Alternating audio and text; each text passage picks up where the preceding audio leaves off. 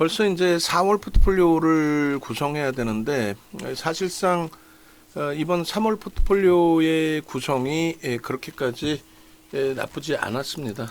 결과적으로 그렇게 해서 물론 이제 방산 쪽 또 하나그룹 쪽의 최고점에서의 차익 실현을 제대로 더 강하게 잘 잡아냈다면 제일 좋았을 텐데 그 부분이 이제 조금 아쉬운 부분은 있다 할지라도 일단은 어찌됐든 결론적으로 전일 이제 포트폴리오 1, 2, 3월 달 거를 저도 한번 들여다봤는데 12월 달에 그 계엄 전국, 탄핵 전국 진입이 되고 그것이 오히려 불확실성 해소로 저는 국내 증시에 받아들여졌다라고 그렇게 좀 해석을 하고 있고요.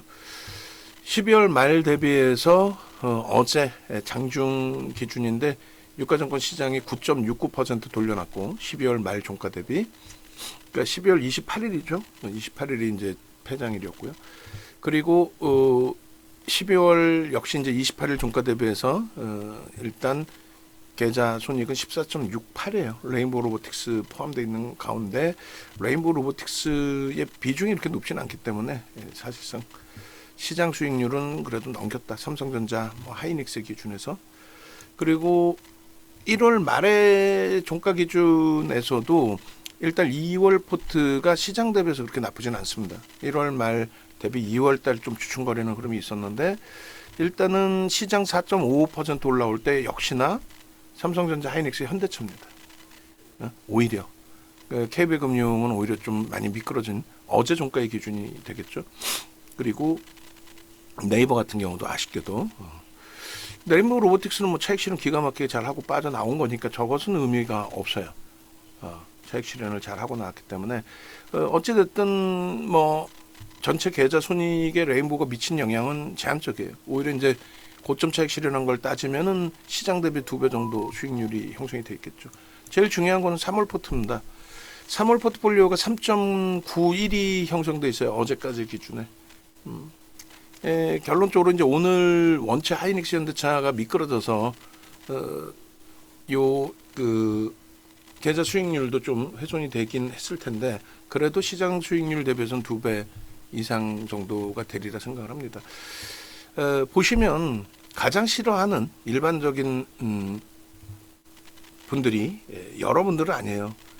제가 어찌됐든 저도 뭐 주식을 39년을 했고 그리고 시장에서 일반 참여자분들을 멘토의 역할로서 방송을 하면서 들여다보고 같이 움직인 것이 99년경부터니까 26년 됐단 말이에요. 이런 활동을 하는 친구들이 또 이런 업종에 계신 분들이 착각하고 잘못 생각하는 게 자꾸 개인 투자자분들을 하대하려고 그러고 우리보다 모른다 생각하고 전혀 그렇지 않습니다. 여러분들이 기본적인 그 상식 범위에서의 판단 능력은 월등히 더 뛰어나십니다. 그 전문가라는 분들 기준에 사실상 여러분들만큼의 규모에서 또 금액 기준을 떠나서 정상적인 매매를 해본 사람들이 그렇게 많지 않아요. 하여간에 뭐 그런 얘기를 다 떠나서 일반적으로 지극히 정상적입니다. 그러니까 오늘 뭐 네이처셀 교육을 잠깐 했지만 네이처셀을 매매하는 사람이 많을 것 같아요. 절대 그렇지 않습니다. 몇몇이 뺑뺑이 돌리는 거래에 일부 투자자분들이 주변에 현혹돼서 들어가는 그 정도 수준인 거고 그리고 제가 아무리 좋다 네이처셀 끝내준다라고 해도 우리 유무료방에 계시는 모든 분들 중에 제가 판단할 때는 1%도 안 들어가요. 내 자산이고 내가 소중한데 저거 막 들어갈 것 같아요? 들어가더라도 소액 들어가지 절대. 그래서 여러분들이 포트 구성하실 때에도 나만 이렇게 구성하는 거 아닌가? 혹시 남들은 뭐 저쪽 뭐 하나그룹 뭐 방산 뭐 조선에서 어마어마한 수익이라는데 우리는 왜 포트 구성해서 뭐 5%뿐이 안 줘? 굳이 그렇게 생각하실 필요 없다는 거예요. 그리고 또 이 구성 속에서도 방산 조선에 대한 특히 방산에 대한 비중은 뭐 월등히 또 하나그룹주에 대한 비중은 또 월등히 잡아들여 왔었기 때문에 우선은 주력부터 설정해 놓고 나머지를 더 들여다보시는 게 옳다 이렇게 말씀드리는 겁니다. 일단 삼성전자, 하이닉스, 현대차의 기준에 뭐 지금의 흐름만이 아니고요. 앞으로의 흐름도 월등하게 시장의 지수를 견인할 수 있는 역할을 할 겁니다. 그래서 지금 시장 지수는 어쨌든 2600포인트인데 우리가 흔히 얘기하는 3000포인트, 3000포인트 하잖아요. 그거 한순간입니다. 농담이 아니라. 글로벌 시장하고 이격이 발생돼 있는 거 한순간에 붙여놓을 수 있어요. 글로벌 시장은 지금 우리나라 지수 한 사람은 4000포인트 수준이거든요. 한순간이라는 게 퍼센테이지로 15% 뭐 그 정도 수준뿐이 안 되죠. 3000포인트까지 올라가는데. 삼성전자, 하이닉스, 현대차의 하루 변동률이 10% 전후까지도 나와요. 정상적일 때. 주간 단위에 10에서 20%까지 나옵니다. 두 달 보름 만에 이 세 종목이 두 달 보름 만에 70%씩 오를 때도 있었어요. 그게 21년도 기준이죠. 그래서 20년 11월 1일부터 21년 1월 11일까지 삼성전자가 70% 넘게 올라옵니다. 마찬가지. 그다음에 LG화학까지도. 순간적이에요.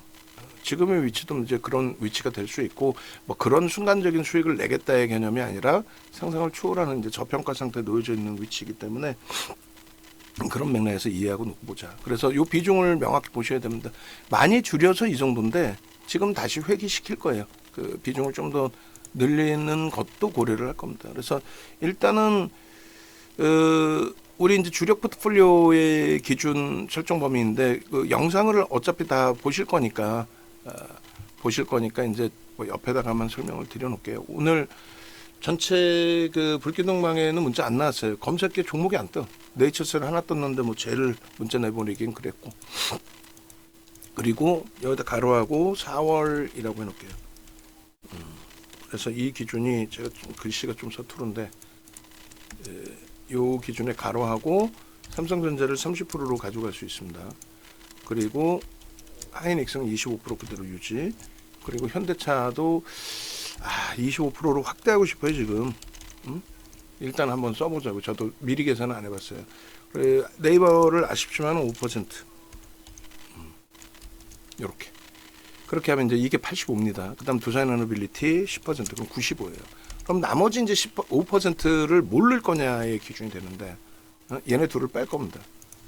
그래서 역V자형의 급락은 나오지 않을 거다. 조선방산이 지금 그렇게 흘러가고 있죠. 공포감은 앞서고 뭐 공매도가 내일 모레 재개되면 이제 뭐 폭락이 나올 것 같고 1순위고 근데 역V자형의 폭락이 나오지는 않아요 사실.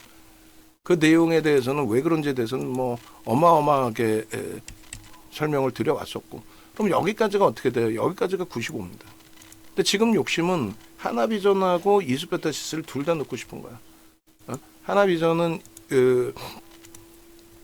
일단은 신규주로서의 때가 타지 않은 부분에 슈팅 범위를 좀 기대하고 있는데 현실적인 부분에서는 이제 저도 제 자산이 아니라 소중한 여러분들의 자산이기 때문에 공격적인 부분도 있지만 보수적인 거를 좀 더 생각한단 말이에요. 그러니까 방산조선에 대해서도 그렇게 자신감이 있더라도 안정성도 같이 보자는 거예요. 공매도의 걱정이 아니라 거래가 둔화되고 수급이 정체라면은 거래가 수반되고 수급이 터져줄 때 들어가면 되는 거지. 지금 최근 내에 시세가 나와서 우리가 긍정적으로 막 들여다보던 그게 이제 좀 더 확장돼 있단 말이에요. 가지고 있던 본연의 펀더멘탈 대비해서. 그래서 이제는 뭐 슬슬 한 발 빼도 된다. 그리고 거래가 다시 터지고 어마어마한 흐름이 나오면 이제 뭐 그때 봐도 된다. 그리고 가장 대표적으로 이제 하나 에어로스페이스에 우리가 매번 주장하는 게 그거잖아요. 주식수가 몇 주냐. 주식수를 알아야 시가총액이 얼마인지를 알 거 아닙니까. 그러니까 주식수가 4,558만 주예요. 인적 분할한 이후에 5천만 주 초반대에서 9분의 1로 9대 1로 하나비전과 쪼개면서 4,558만 주인데 시가총액이 30조가 넘어요. 이게 그대로 8위 유지하고 있나요? 8위까지 올라갔단 말이에요. 8위까지 올라가고 추가적인 강세를 뛸 수는 있다. 다만 얘가 추가적인 강세를 띄기 위해서는 현대차가 더 세게 더 많이 올라가 있어야 된다. 그 이유는 현대차의 순이익이 14조예요. 13조, 14조. 그죠? 현대차에. 근데 얘가 순이익이 그렇게 나오지 않잖아요. 얘 지금 순이익 해봐 1조 나오나요? 1조? 얼마 나오죠? 좀 1조는 월등히 넘기나? 그럼 월등히 넘긴 죄송합니다. 뭐 저평가가 아니다만 강조드렸지 저도 뭐 머릿속에 이렇게 크게 기억하지는 않으니까 올해 1조 7천억. 작년보다 줄었네. 작년은 이제 영업의 수지가 있었네요.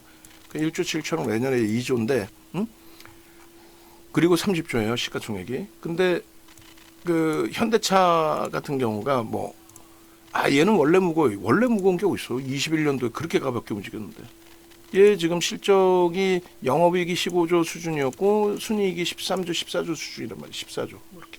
그죠? 비교 감이 안 되잖아. 근데 시가총액은 얘는 45조야. 그래서 결론은 얘가 움직여주면은 얘가 시가총액이 더 월등히 높아져야 되는 게 맞죠. 얘네들이 뭐 정체 상태인 데서 얘가 치고 올라와서 2위까지 3위까지 올라와야죠. 하이닉스가 시가총액이 뭐 70조 뭐 이렇게 뿐이 안 했잖아요. 안타깝게도 7억 2,800만 주에 10만 원 초반 70조 80조. 그때 부동의 2위가 LG 엔솔이었고 근데 펀더멘탈이 안 되니까 밀려 내려오는 거고 유통 물량만 없을 뿐이지. 그러니까 이런 종목 얘는 뭐 순위에서 경쟁 대상으로 안 봅니다. 그러니까 이 친구가 올라오기 위해서는 지금 10위까지 내려와 있네 다시 그죠? 10위까지. 얘가 이제 18위까지 KB금융이나 이제 네이버를 뛰어넘는 8위까지 올라왔었는데 결론적으로 어찌됐든 그 지금의 위치에서 더 올라갈 수 있느냐는 못 올라간다라고 얘기는 하지 않습니다. 절대. 그 이유는 에코프로라는 말 같지도 않은 친구가 우리가 그 어마어마한 수익을 낸 그 에코프로가 40조를 넘기면서 현대차 시가총액을 넘겼었어요. 에코프로 비하면 50조를 넘겼고 그래서 둘이 합쳐서 90조를 넘기면서 그 둘이서 하이닉스의 시가총액을 넘겼고 근데 왜 얘라고 무조건 못 간다고 해? 갈 수 있죠. 다만 이제 정상적으로 지극히 정상적으로 올라가고 지극히 정상적인 시가총액을 유지하기 위해서는 고려아연처럼 시가총액 8위까지 올라왔다가 20위 안에 없는 그런 흐름이 아니라 유지가 되기 위해서는 같이 움직여야 된다. 현대차도 날아가고 하나 에어로스페이스도 올라가고. 근데 그 상승률의 범위는 이제는 조금씩 이제 한 발짝 뺄 수 있는 당장의 오버슈팅은 나오기가 거래가 너무 많이 감소했다. 어떤 이유에서든.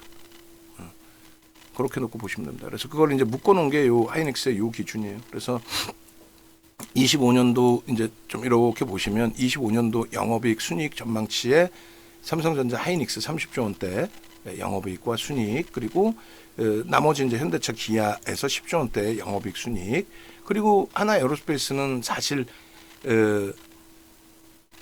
펀더멘탈적으로 얘가 무조건 더 올라서 더 오른다는 건 막연하게 기대만 하는 거잖아요. 사실은 지금 전체 시장에서 막연하게 이거 더 오를 거야. 그게 아니라는 거지 제가 말씀드리는 거는. 오르기 위해서는 얘가 올라갔을 때 그게 명분이 있느냐 타당성이 있느냐가 전제 조건이 돼야 되는데 그게 안 된다는 거예요. 그래서 말씀드립니다. 그래서 우리 포트폴리오의 구성에서 이게 조금 뭐 와닿으실 수 있어야 되는데 역시나 또 장중 녹화다 보니까 그래서 이 삼성전자나 하이닉스는요 말 그대로 상상을 초월하는 저평가입니다. 나중에 시간 더 잡아서 더 깊이 있게 설명을 드릴 건데 이 삼성전자의 실적 범위가 뭐 상상 초월해. 조금 이따 같이 하죠. 비중 다 쳐놓고 어차피 삼성전자 하이닉스 오늘 봐야 되니까. 그리고 뭐 특별하게 지금 뭐 매매세는 급하게 내야 될 쪽은 없고, 그죠? 현대차도 마찬가지. 요거는 이제 하나하나 다 차분히 볼게요. 얘는 이제 수급 범위에서 들어간 건데 거래가 원체 제한 쪽에서 줄이는 거고 얘는 일단 유지하면서 원전 이슈 부분 미국의 정책적인 부분의 수혜 범위를 한 번 더 한 템포를 더 놓고 보겠다는 거예요. 얘는 오버슈팅이 없어요. 제가 판단할 때는 아직까지 오버슈팅이 나온다는 꺾이는 흐름이 아니기 때문에 얘나 네이버나 얘나 근데 얘는 거래가 너무 지금 둔화되어 있고 얘는 거래가 그래도 일정 범위는 있고 그리고 하방을 지금 자리에서는 하방을 잡고 있고 그래서 얘를 줄이는 이유는 그래서 말씀드렸어요. 시가총액 10위일 때 지금도 10위고 8위까지 올랐었고 그리고 2월 말에도 2월 말이 10이 살짝 벗어났었나요? 어찌됐든 그때는 놓고 왜 지금 묻느냐. 그때는 거래가 빵빵 터져 있어서 한두 템포의 오버슈팅을 더 볼 수 있는 위치. 결국은 70만 천 원을 넘겨서 78만 천 원까지 올랐으니까. 그리고 2월 말 종가가 70만 천 원이 아닌 60만 원이 이탈된 59만 4천 원이었으니까. 그러니까 2월 말 종가보다 20% 이상 올라오고 밀린 거예요. 근데 지금은 똑같은 얘기입니다. 거래가 둔화돼 있다. 펀더멘탈은 뭐 저평가가 아니고 기술적으로 들여다봤었는데 기술적으로는 한 발짝 빼야 된다. 삼성중공업 마찬가지예요. 원래는 하나오션이 대장이라고 그랬어요.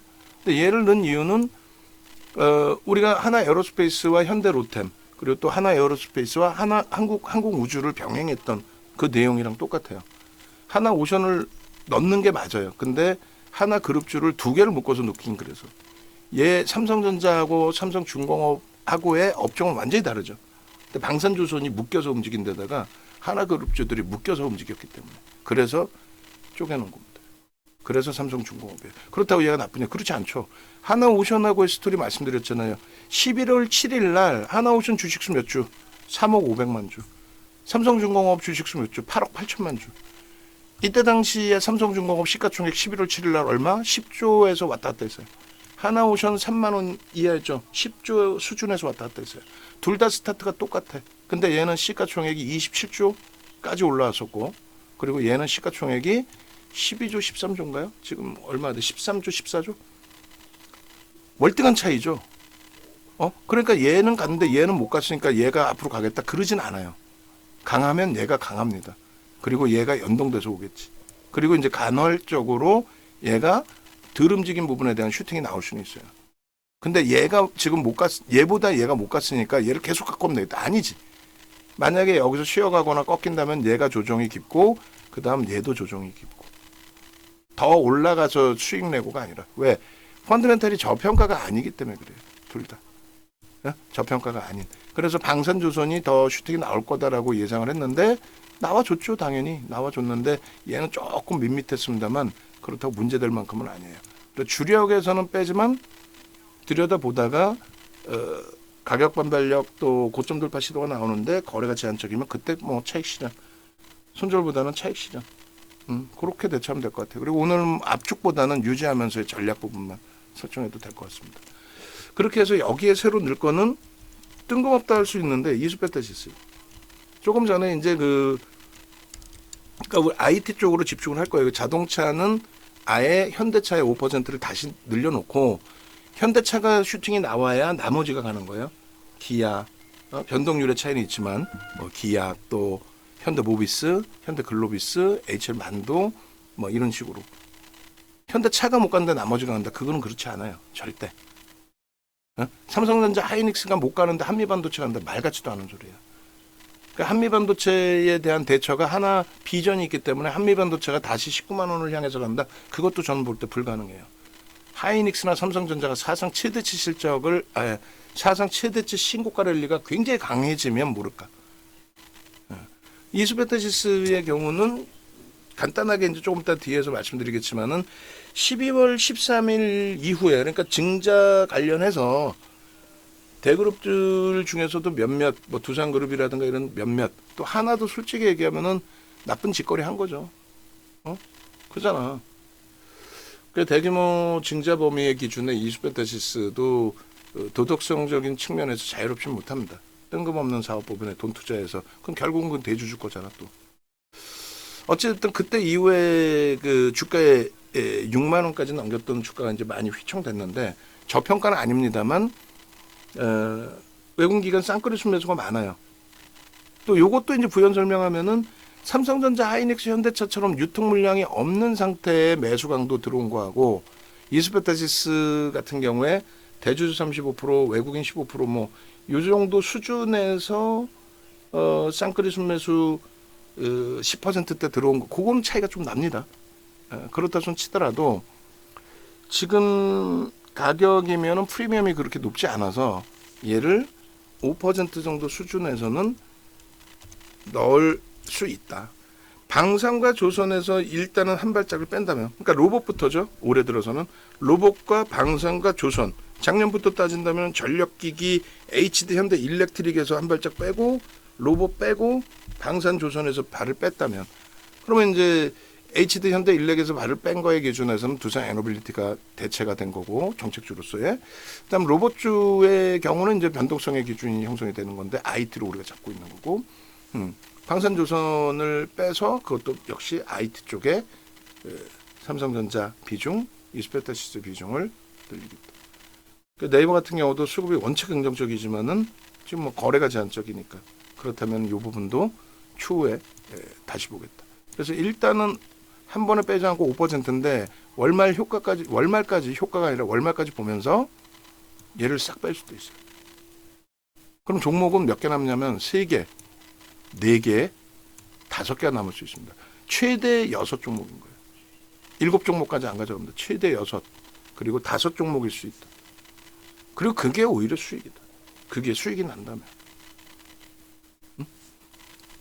그렇게 말씀드립니다. 그렇게 해서 이제 뭐 이 부분은 이제 짧게 정리해 놓고 종목별로 하나씩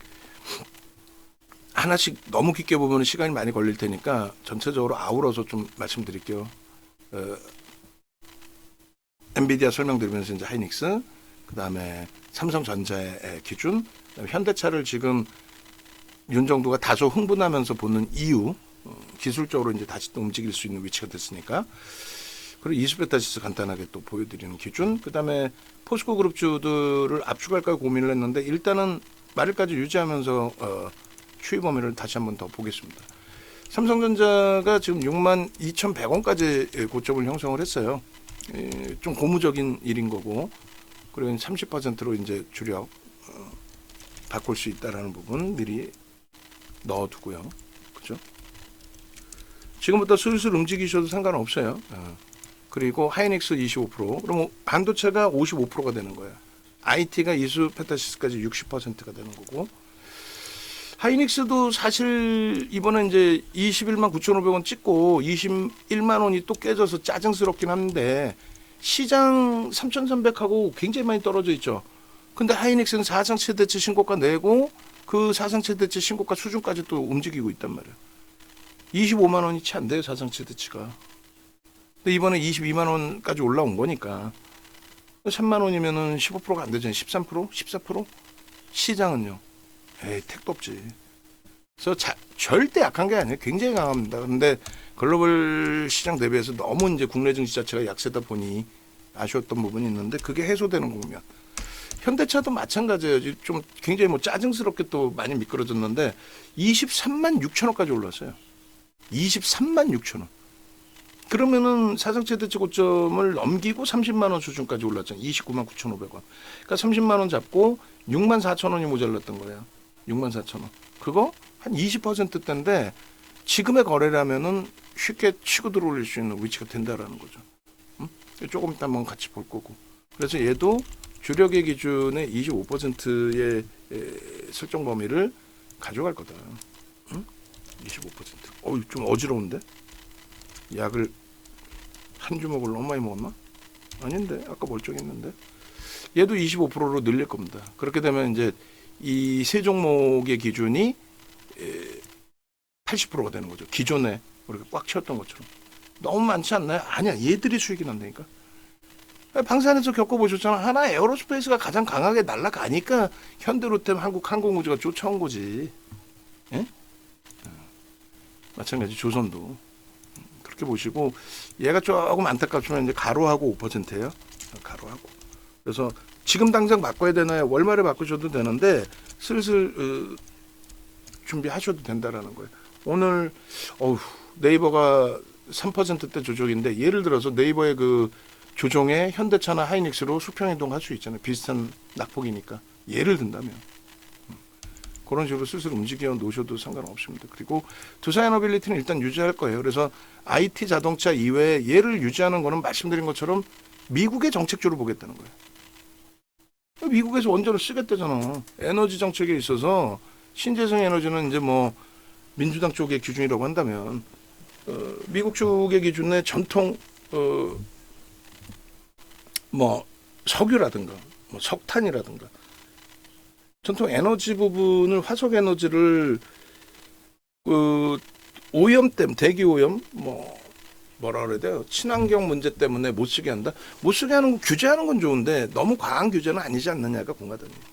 그냥 막 써서 뭐 지구를 뭐 멸망하게 하자 그런 개념이 아니잖아요.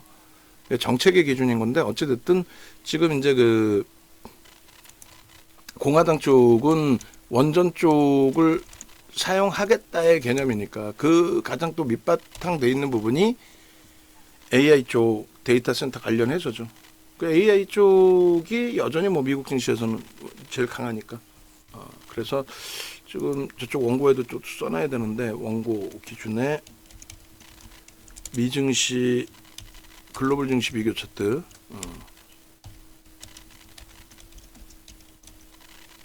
그 다음에 글로벌 시장 시가총액 그리고 국내 시총 상위 실적 순위가 바뀌어 있어가지고 조금 이따 그것도 한번 볼게요. 전체적으로. 그래서 정책주로서의 기준을 잡고 있는데 일단은 5만 5천 원, 2만 5천 원대죠. 2만 5천 원 전후가 굉장히 강력한 하방으로 형성이 돼 있어요 지금.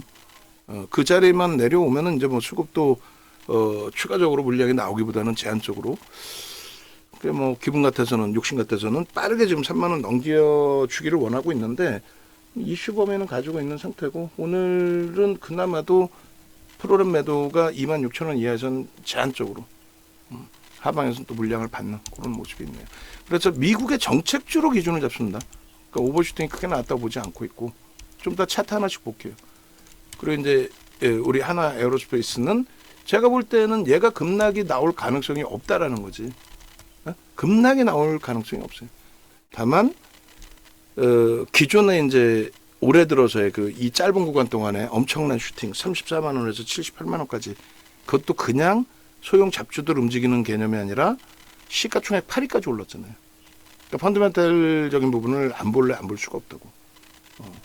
그래서 그 부분에 대한 불편함이 있어서 그렇지 그렇다고 뭐 급락으로 연출된다라고 보기는 어려워요.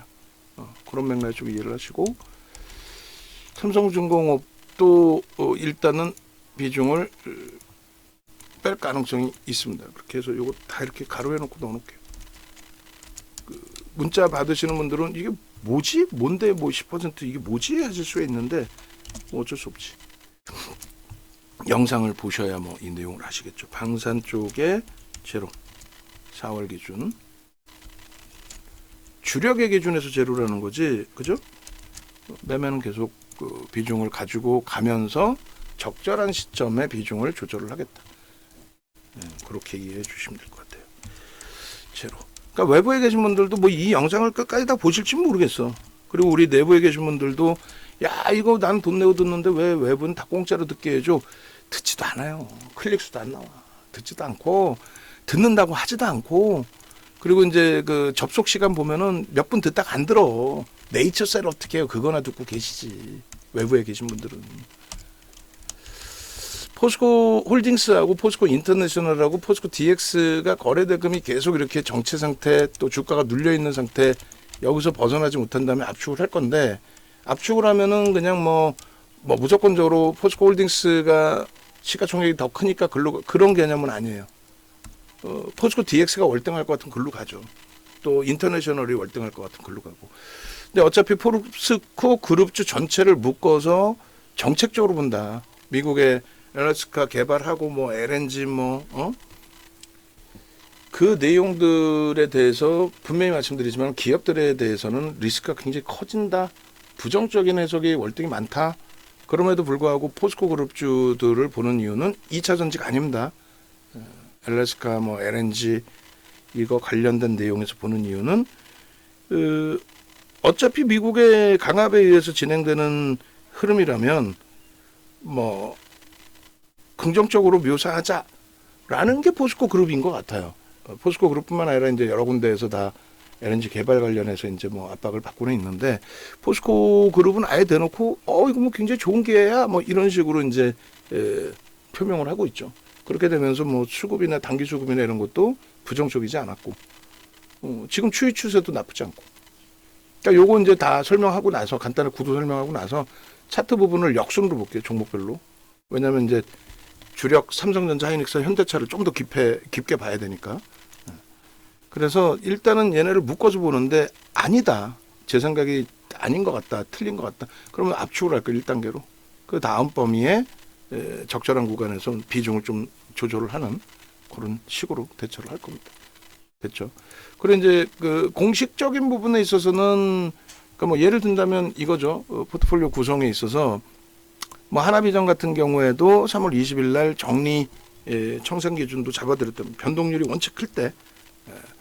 근데 지금의 기준은 우리도 유지를 하고 있고 조금 전에 말씀드린 것처럼 IT의 관점에서 하나그룹에서 조금 하나그룹의 변동성에서 좀 동떨어지는 여유로움을 가져가기에는 이제 뭐 정치적인 이슈나 탄핵 이슈나 또 공매도 이슈나 이런 부분을 좀 벗어난 이유가 될 수는 있겠습니다만 일단 어찌됐건 하나비전은 그런 식으로 보겠다라고 말씀드리는 거예요. TC번도 관련돼서 연동돼 있는 폭의 기준에서까지. 그래서 여기 보시면 하나 시스템 아쉬웠지만 하나 시스템 정리 끝내는 걸로 잡았고 턱없는 가격으로 내려와 있죠. 34,000원대에서 33,000원. 시가총액 8조짜리였는데 순식간에. 그리고 하나 오션도 아쉽지만은 이제 뭐 빼낸 기준으로 형성이 되어 있습니다. 그래서 삼성중공업도 이제 뭐 고민을 할 건데 일단은 우리는 이제 그 유지한 상태에서 여기서 추가적인 조정이 과연 나올까라는 생각을 해요. 이미 이제 그 87,200원 대비해서는 거의 2만 원이면 어마어마하게 밀린 겁니다. 최고점 대비해서. 그래서 가격 반발력을 일단은 1단계 줄 것으로 보고 있고 그 가격 반발력이 고점을 돌파할 수준으로 해석하지는 않습니다. 그 내용은 뭐 아까 간헐적으로 말씀드린 거잖아요. 시가총액이 11위까지 올라왔는데 채권 단위 지분을 갖고 있어요. 여전히 20% 수준인 걸로 제가 기억을 하는데 채권 단 지분이 있고 그런 상태에서 이슈만 가지고 똑같이 11월 7일 날 삼성중공업과 비슷한 시가총액에서 오히려 오르면 얘가 더 올라야 되는 게 맞지. 얘는 채권 단위 갖고 있잖아 지분 일부를.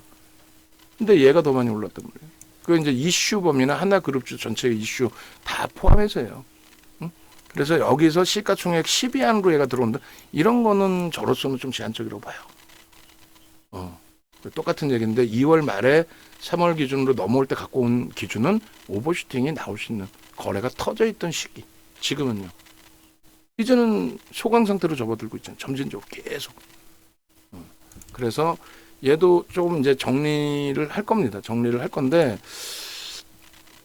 뭐 오늘 말고 굳이 오늘 말고 뭐 끝났다 뭐 이런 상황은 아니니까. 그리고 이제 하나비전은 조금 유지하면서 대처를 해볼게요. 하나비전은 그렇게 하면서 IT 쪽에 전체 묶어서 보고 그리고 아니다 하나그룹 전체가 조금 휘청휘청한다. 그러면 얘네들도 정리할 거다. 엊그저께까지 굉장히 강하게 말씀드렸잖아. 그게 어떤 케이스예요? 레인보우 로보틱스도 그렇잖아. HD 현대일렉 다 그렇잖아요. 잘라낼 때 그냥 과감히 확 잘라내고 마지막 물량 손절이 되더라도 그러고 나서는 어때요? 거래 급감하고 다들 힘겨워하죠. 한국항공우주도 비중을 갈등을 할 거예요. 1차적으로는 하나 에어로스페이스로 압축을 하든 할 거고 그 다음에는 소진시키는 걸로. 그래서 하나 에어로스페이스를 잘라서 얘로 오는 게 아니라 하나 에어로스페이스가 갈 자리가 제한적이고 얘가 좀 더 가벼우니까 얘를 보겠다가 아니라 하나 에어로스페이스가 못 가면 얘도 못 가고 현대로템도 못 가요. 수급은 좋은데 평단보다 이제는 많이 올라와 있어요. 주성 엔지니어링도 고민 중입니다. 일단은 수급도 좋고 매우 좋아요. 오버슈팅도 나오리라 보는데 얘네가 못 가면 얘도 지금 거래가 굉장히 제한적이에요. 거래 터지는 날만 움직여. 그래서 거래 터지고 오버슈팅 나오는데 꼬리 달리면 그때 한번 정리하는 걸로 하고 이 정도에서 요 포트의 기준인데 이제 정리를 하면 얘네를 압축을 할 거고 크게 움직이지 못한다면 변동을 주지 못한다면 얘네 압축을 할 거고 정리를 할 건데 얘는 조금만 더 보겠다. 그리고 얘도 방산조선이 이제 기대 요인만큼 거래를 터뜨리지 못한다면 정리할 거다. 다만 공매도가 재개되고도 멀쩡한데 그 분위기와 함께 거래가 다시 빵 터진다면 내 말이 맞잖아요. 공매도 아무 영향 없잖아요. 이렇게. 만약에 주가가 조정을 받는다면 그건 공매도 영향은 아니에요. 그럴 때는 수급 보고 평단 대비해서 어느 정도 미끄러지느냐 그거 보고. 자 그럼 역으로 한번 하나씩 볼게요. 맨 처음부터 보시면 HD 현대일렉트릭은 우리가 굉장히 오랜 기간, 굉장히 오랜 기간, 작년 뭐 2분기부터 해서 지속적으로 갖고 온 거니까, 그죠? 그러다가 올해 2월 경부터 싹 다 정리했어요. 정리한 이유는 아주 단순 명료합니다. 여러분들께 매번 지금도 강조드리는 게 뭐예요? 하나 에어로스페이스 저평가 아닙니다. 분명히 말씀드렸죠. 이게 대표적인 교수형이 된 거예요. 대표적인 교수형. 교수형 잡아내는 게 쉽지 않아요. 교육 예제 만들 때 완벽해야 되잖아. 응? 그죠? 그리고 잠시만요. 저 하나 오션 제가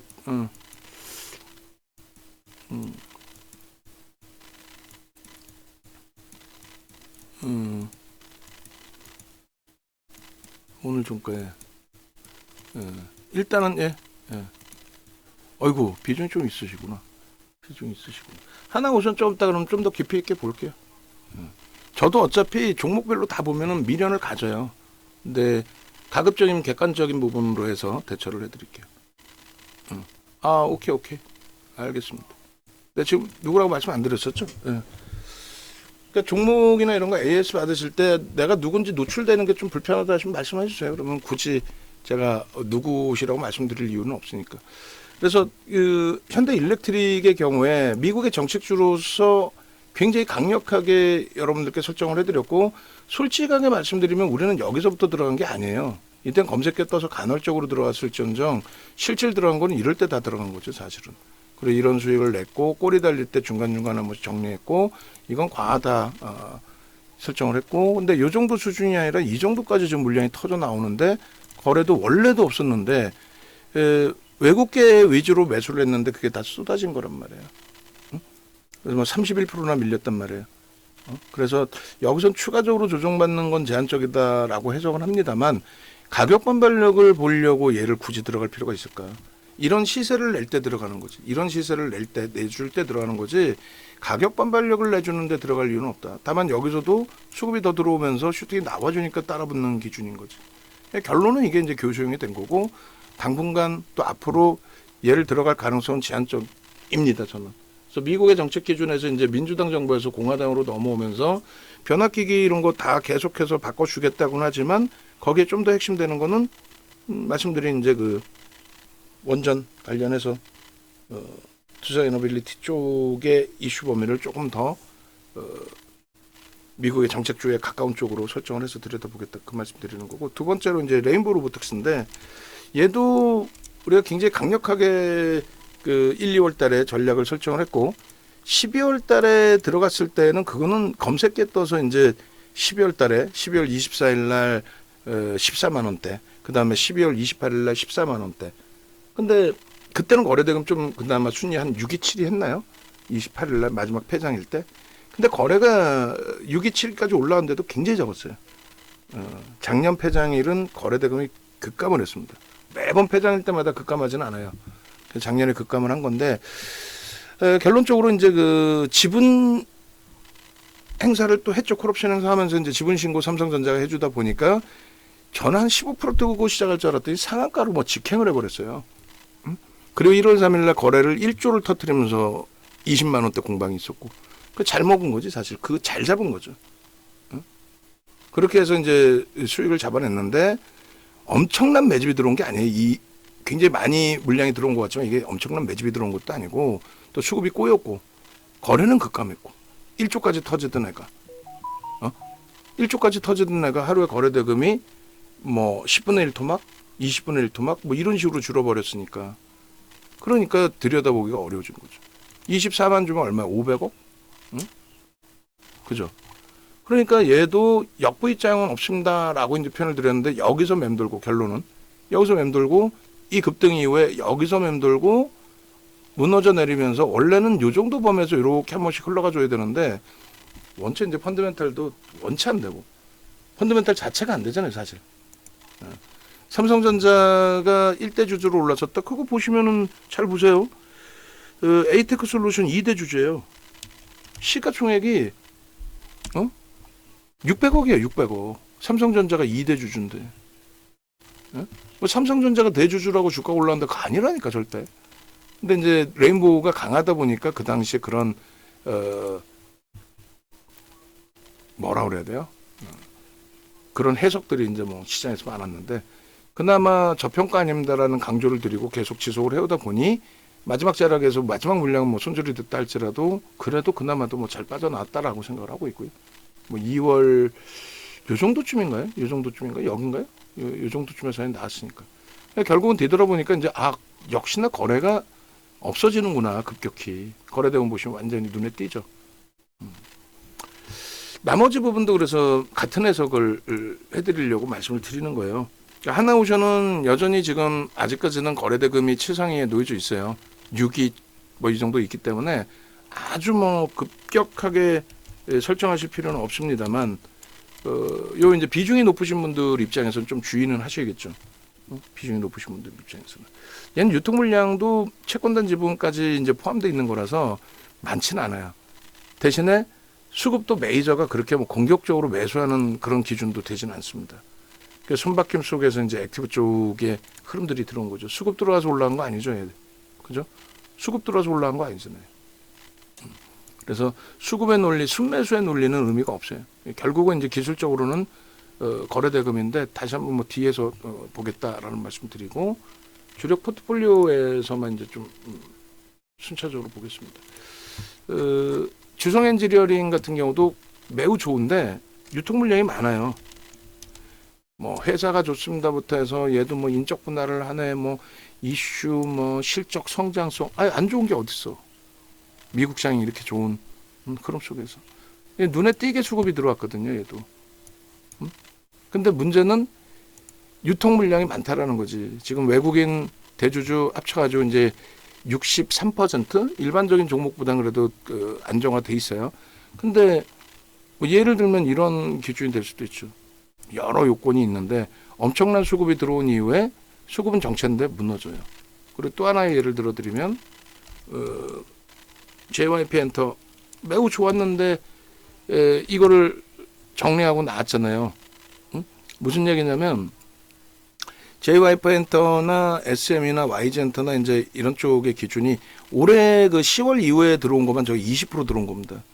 이게 20% 들어온 거예요. 이게 농담이 아니라 700만 주 들어온 거예요. 제가 기억이 맞다면 700만 주. 11월부터 2월까지 볼까요? 얘도 유통 물량이 많아요.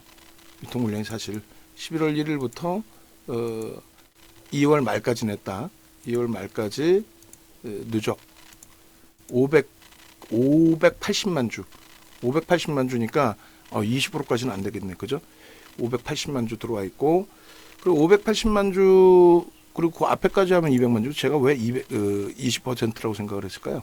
어찌됐든 그렇게 해서 요 580만 주 나누기 3,550만 주니까 580만 주 나누기 3,550만 주 16%면 이건 뭐 장내 매수를 통해서 불과 4개월 만에 3개월, 12월, 12월, 1월, 2월 4개월이네요.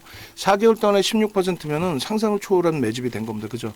광분할 수 있는 제가 윤정두가 광분할 수 있는 흥분할 수 있는. 근데 결국은 이렇게 두들겨 맞아요. 그러니까 나머지 유통 물량이 많다는 거지. 대주주 22%에. 그러니까 요거는 이제 꼭 체크를 하시고 기억을 하셔야 돼요. 또 HL 만도 같은 경우도 회사가 굉장히 뛰어나단 말이에요. 이런 종목처럼 이제 성장성의 기준이 아니라 HL 만도 같은 경우도 매우 저평가 상태의 종목. 그리고 예전에 성화이텍인가요? 거기서도 이제 뭐 5% 이상의 매집.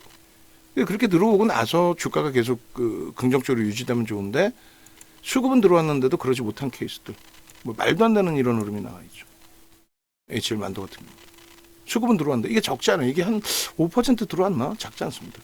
그러니까 이제 그런 그 기준점에 수급이 들어오더라도 이것이 주가에 기술적으로 긍정적인 영향을 줄 수 있느냐 그런 것까지 이제 다 봐야 돼서 주성 엔지니어링도 꽤 많은 수급이 들어와 있긴 한데 꽤 많은 수급이 들어온 겁니다 여기도. 근데 이 수급 범위가 주가를 계속 이제 뭐 오버슈팅을 줄 만큼 기준은 아닌데 그 정도의 매집은 아니고 또 지극히 정상적인 종목군들은 업황이나 실적까지 다 따져서 움직임이 나오지 뭐 바이오처럼 HLB에 정체를 할 수 없는 외국인이 한 4% 들어왔다고 해서 주가가 비이성적으로 막 더블 나오고 이런 케이스는 좀 드물어요.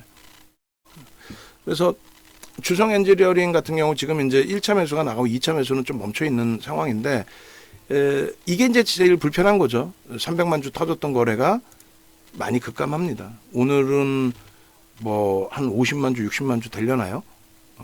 요게 계속 지속되면은 주가는 흐릅니다. 흘러내려와요.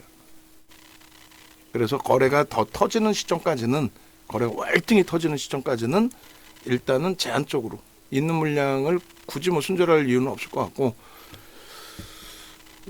IT 강세 뛰고 오버슈팅 나오면 그때 뭐 거래가 있는 쪽으로 압축하든지 그렇게 대처를 할 겁니다. 회사의 펀더멘털적인 내용이 아니라 기술적으로 거래가 없다는 부분. 그다음에 한국항공우주. 요게 이제 좀 중요한 키포인트가 될 텐데, 한국항공우주 놓고 보실 때에 저는 일반적으로 이제 이런 논리를 많이 펴요. 어떤 논리를 피냐면, 예를 들어서 요 고점 있죠? 요 앞에 고점. 요 부분의 고점을 넘기기 위한 수급. 요 부분을, 요 수급이 들어왔으니까 메이저들은 수급이 들어와야 돼요, 어차피.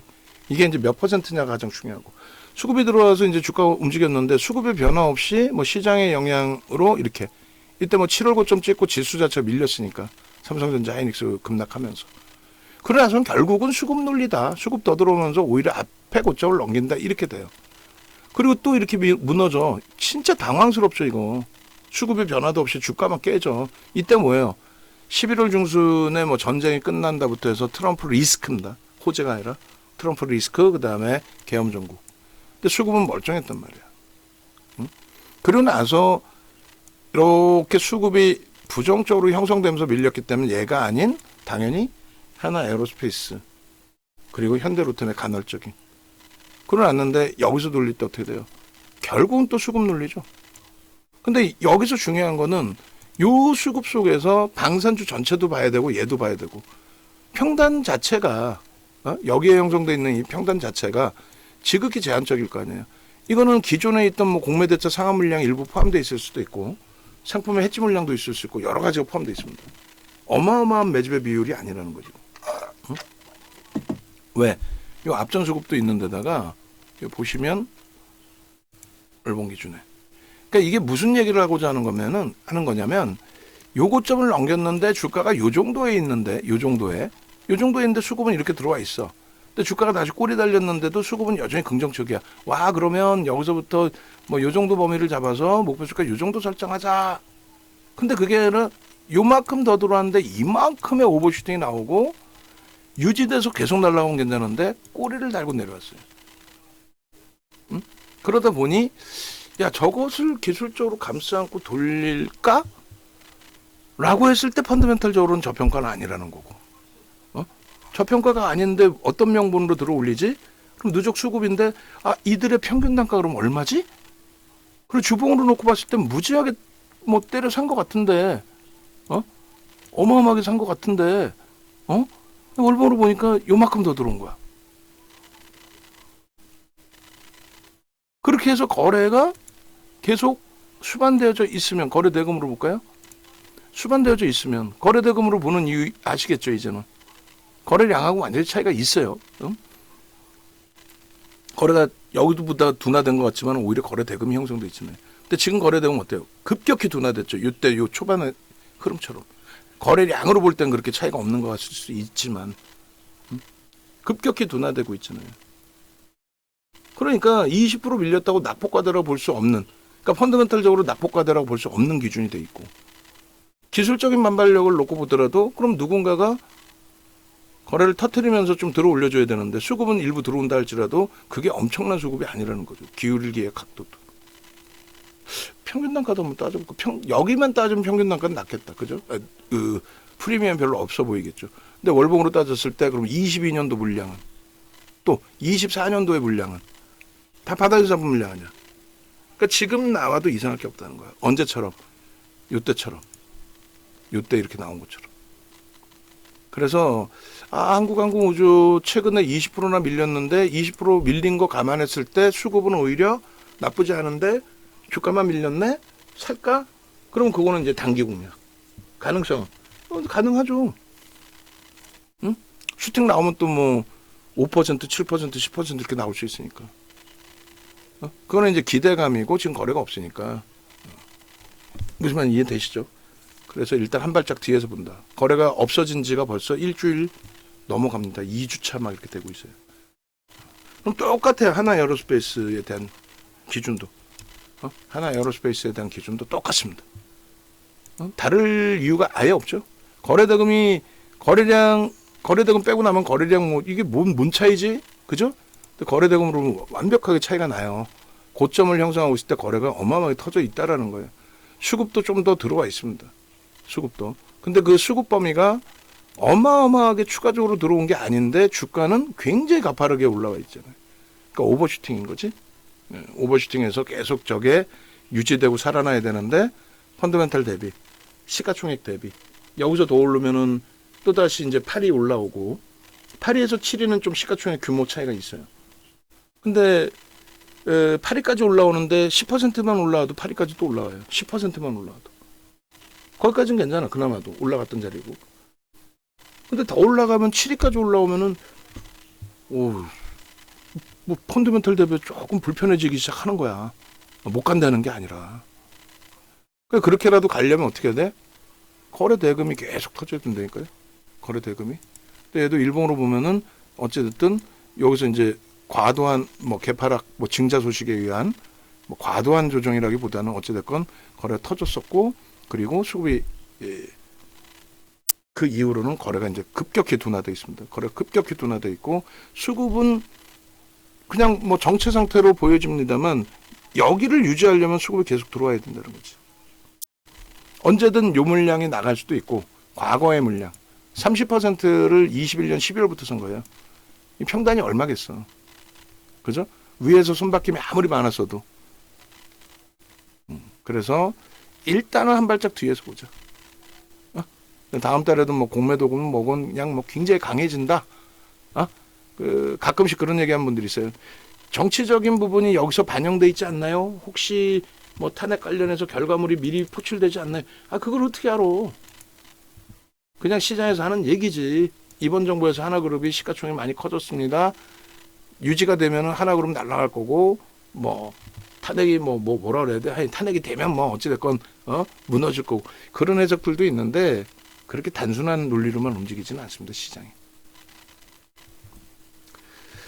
그래서 일단 하나 에어로스페이스도 같은 맥락에서 말씀드리는 거고 그다음에 나머지 다 마찬가지예요. 하나비전도 이제 주력까지 넣지는 않는 거는 뭐 욕심은 좀 부려볼 만한데 뭐 어찌됐건 뭐 펀더멘털 대비 신고가를 내고 있는 상황이라 IT 슈팅 나올 때 그때 오버슈팅이 더 나오는지 욕심 나더라도 거래 더 터트리면서 최소 1,500억, 2,000억.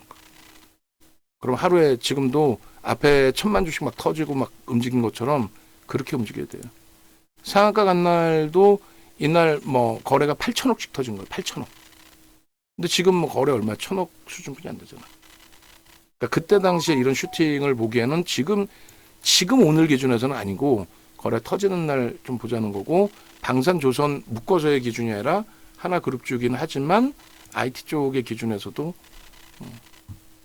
그러니까 GPU, HBM, 뭐 TC본더 이런 식으로 이제 쭉 연결돼서 이슈가 나오니까 그 범위에서 좀 같이 보자는 거. 오히려 저는 한미 반도체보다는 이쪽이 이제 조금 더 먹거리가 있을 수 있다라는. 그러니까 하나오션도 거래대금 그냥 뒤에 볼까요? 얘도 뒤에 봅시다. 그리고 이제 포스코 DX 같은 경우에도 포스코 그룹주에 제가 순간적으로 좀 꽂혔다고 표현해야 되나요?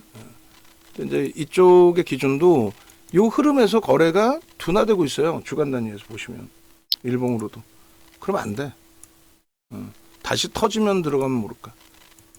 굉장히 강력하게 말씀을 드려왔었지만은 거래가 없으면 거래가 없으면 제 생각과는 다르게 거래가 수반되지 않으면 그 거래라는 거는 대형주는 얘가 시가총액이 지금 한 4조 가까이 되잖아요. 메이저가 붙지 않는 한 거래는 안 터져요. 개인들끼리만 가지고는 거래가 터뜨려질 수가 없습니다. 포스코 인터내셔널도. 그래서 거래가 계속 이렇게 둔화된다고 한다면 일단은 1차적으로는 홀딩스로 압축을 하고 홀딩스로. 그러니까 어마어마하게 밀린 건 아니에요. 최고점 거리에서 잡은 것도 아니고. 다만 거래도 없고 흘러내리고 그러는데 가져갈 이유는 없잖아. 그러니까 얘도 그렇게 해서 포스코홀딩스 같은 경우에도 지금 뭐 수급이 이렇게 돼 있단 말이지. 그래서 이쪽으로 압축하는 거고, 이 수급 범위가 조금 살아나면은 얘는 이제 들어올 수급이 많아요. 이게 한 26%, 27% 매도 나온 거예요. 처음 봐요. 이런 흐름은 처음 봐요. 그러니까 2차 전지 그 박순혁이 때문에 진짜 그 인간 같지 않은 박순혁이나 선대인 이런 애들 때문에 걔네들이 어마어마하게 손해를 받고, 그런 흐름 속에서 비이성적인 슈팅이 나오다 보니까 외국인 기관이 그냥 대놓고 장내 매도를 27%를 했어요. 시가총액 10위 안에 있는 종목의 장내 매도 27%는 건 39년 주식하면서 처음 본 것 같아. 그래서 지금의 기준에서는 이제 슬슬 뭐 조금씩의 수급 개선이 있는데, 이번 수급 개선폭이 좀 눈에 띄었거든요. 살아나려면 더 움직여야 되는데, 그렇게 되는 이슈는 미국의 정책주로 보겠다. 근데 그게 제 착각이다라고 한다면 거래가 여기서 안 나올 거예요. 이제 수급도 안 나올 거예요. 그러면 안타깝지만 정리지. 응? 포스코 그룹주들은 그렇게 정리를 할 겁니다. 그리고 네이버가 우리나라에서 쌍끌이 순매수 지난해 10월 이후에 1위입니다. 지난해 10월 이후에. 그러니까 9월부터 따지면 여기서부터 1위예요. 근데 지금 뭐 주가도 많이 올라온 거고 사실 평단. 근데 평단 수준으로 내려왔어. 웃기지도 않는 거지. 근데 뭐 수급도 좋고 다 좋으니까 기다려보자. 아니야. 펀더멘탈적으로도 뭐 제가 잡는 기준점 대비해서는 뭐 저평가라고 볼 수는 없는데, 어쨌든 뭐 업종마다 조금씩 차이는 있으니까요. 근데 결론적으로 얘도 움직임이 나오려면 거래가 수반돼야 되는데, 그 거래가 수반된다라는 거는 똑같아요. 메이저 종목은 수급이 들어와야 거래가 터져요. 수급이 없이 어떻게 거래가 터지나. 메이저는 어느 쪽인가 자금 집행을 하면서 매수를 해주니까 거래가 수반되는 거죠. 그게 이제 결과적으로 이렇게 수급이 들어왔구나, 개인들이 물량 뺏겼구나. 근데 지금 정체란 말이야. 그래서 중기 추세로 가져가는 것도 나쁘진 않은데, 뭐 우리 입장에서는 뭐 그렇게까지 그냥 묻어두고 1년, 2년, 3년 갑시다. 어느 날은 터지겠죠. 이거는 아닌 것 같고. 어차피 IT 자동차 쪽에 완벽한 실적까지 포함되어 있는, 또 수급 포함되어 있는 쪽을 주력으로 보고 있는 거니까. 그래서 아쉽지만 5%냐 아니면 월말 기준에 깔끔하게 일단 다 정리할 거냐, 그것만 마지막으로 설정할게요. 됐죠? 그리고 투자이너빌리티는 뭐 아까도 말씀드린 것처럼인데 기술적으로만 그냥 기술적으로만 얘는 그룹 리스크가 가장 많은 주가 눌림목이 돼요. 그룹 리스크가. 그러니까 이번에도 볼멘 소리 나왔죠. 하나그룹은 기다렸다는 듯이 발표하고 30분 만에 오케이 바로 진행할 수 있게 해줄게. 왜 우리 못하게 하는 거야? 얘는 그 두산은 좀 명분이 제한적이었죠. 어찌됐든 이 두산 에너빌리티 같은 경우에는 미국 정책주로서 한번 뭐 들여다보자. 원전 관련된 내용도 같이 좀 들여다보자. 뭐 제 기준에서는 그런 기준인 거고. 그다음에 여기도 뭐 수급 논리인데 수급이 그렇게 나쁘지 않아요. 그리고 그 수급 대비해서 저점 대비 주가 올라온 폭이 뭐 90%면 어마어마하긴 합니다만, 그래도 시장 흐름 감안하고 전체적인 추이 추세 감안했을 때 최소 범위 뭐 3만 원 라인까지는 당연히 들어 올려 놓아져 있는 것이 지극히 정상적이지 않겠느냐라는 해석을 합니다. 그렇게 해서 일단 여기도 이제 거래가 추가적으로 감소하면 안 돼요. 그러니까 월말까지도 더 볼 거고, 이번에 이제 25,000원대 기준 그 전후에서 하방을 좀 잡고 있는 상황이라서 이 수급이 좀 불편하긴 하잖아요. 근데 이게 뭐 어마어마한 물량은 아니에요. 전체 상장 주식수 대비. 그래서 일단은 보고 채권 관련된 내용도 좀 더 보고 월말까지 움직임이 좀 나와주면 더 좋고, 그렇게 해서 두산 에너빌리티도 전략적으로 미국 정책주로서 한번 설정을 해서 가지고 가보자라는 전략을 핍니다. 그리고 이 앞점 고점들을 넘길 수 있을 만큼의 수급은 일단은 다 누적적으로 들어와 있으니까. 마지막으로 이제 뭐 자동차하고 하이닉스, 삼성전자 하나 오션인데, 저도 뭐 이제 체력이 한계가 있네. 그리고 또 장중이기도 하고 그래서 영상들을 최근에 이제 녹화해드린 게 있고 어차피 종목별로 야간에 또 녹화를 해서 교육을 해드릴 거니까 단순 논리입니다. 이제 현대차 같은 경우에도 지금 못 움직이니까 많은 분들이 현대차가 무겁다라고 당연히 무겁죠. 대형주 하면서 뭐 안 무거운 종목이 어디 있어. 근데 이런 변동률 그죠? 그리고 20년도 11월, 12월, 1월 요 변동률 우리가 정확히 이때 슈팅 나올 때 여기서 들어와서 여기서 비중을 채웠어요. 20년도에.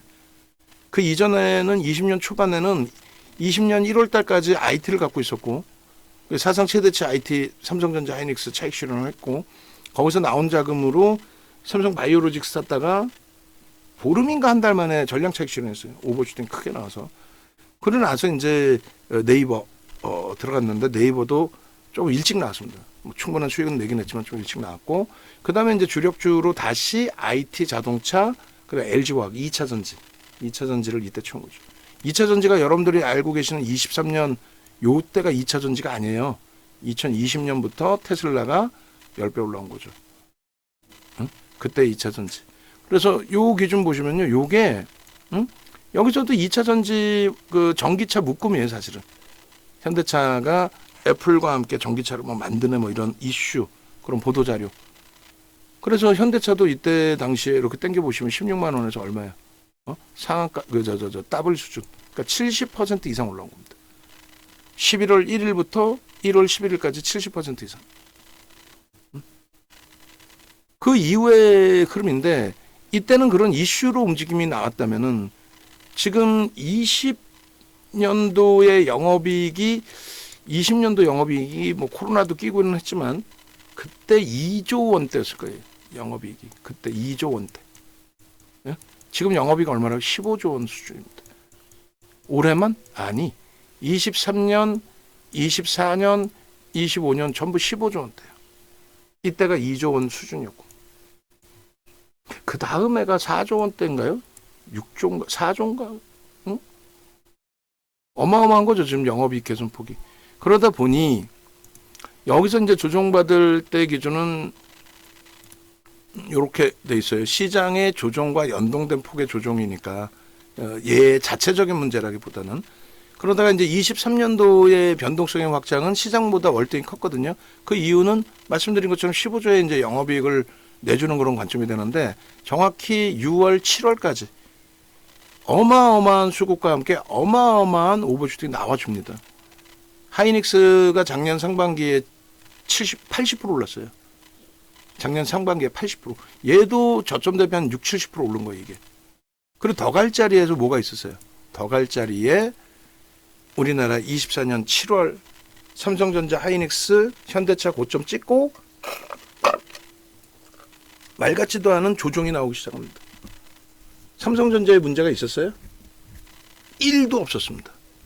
하이닉스에 문제가 있었습니까? 1도 없었습니다.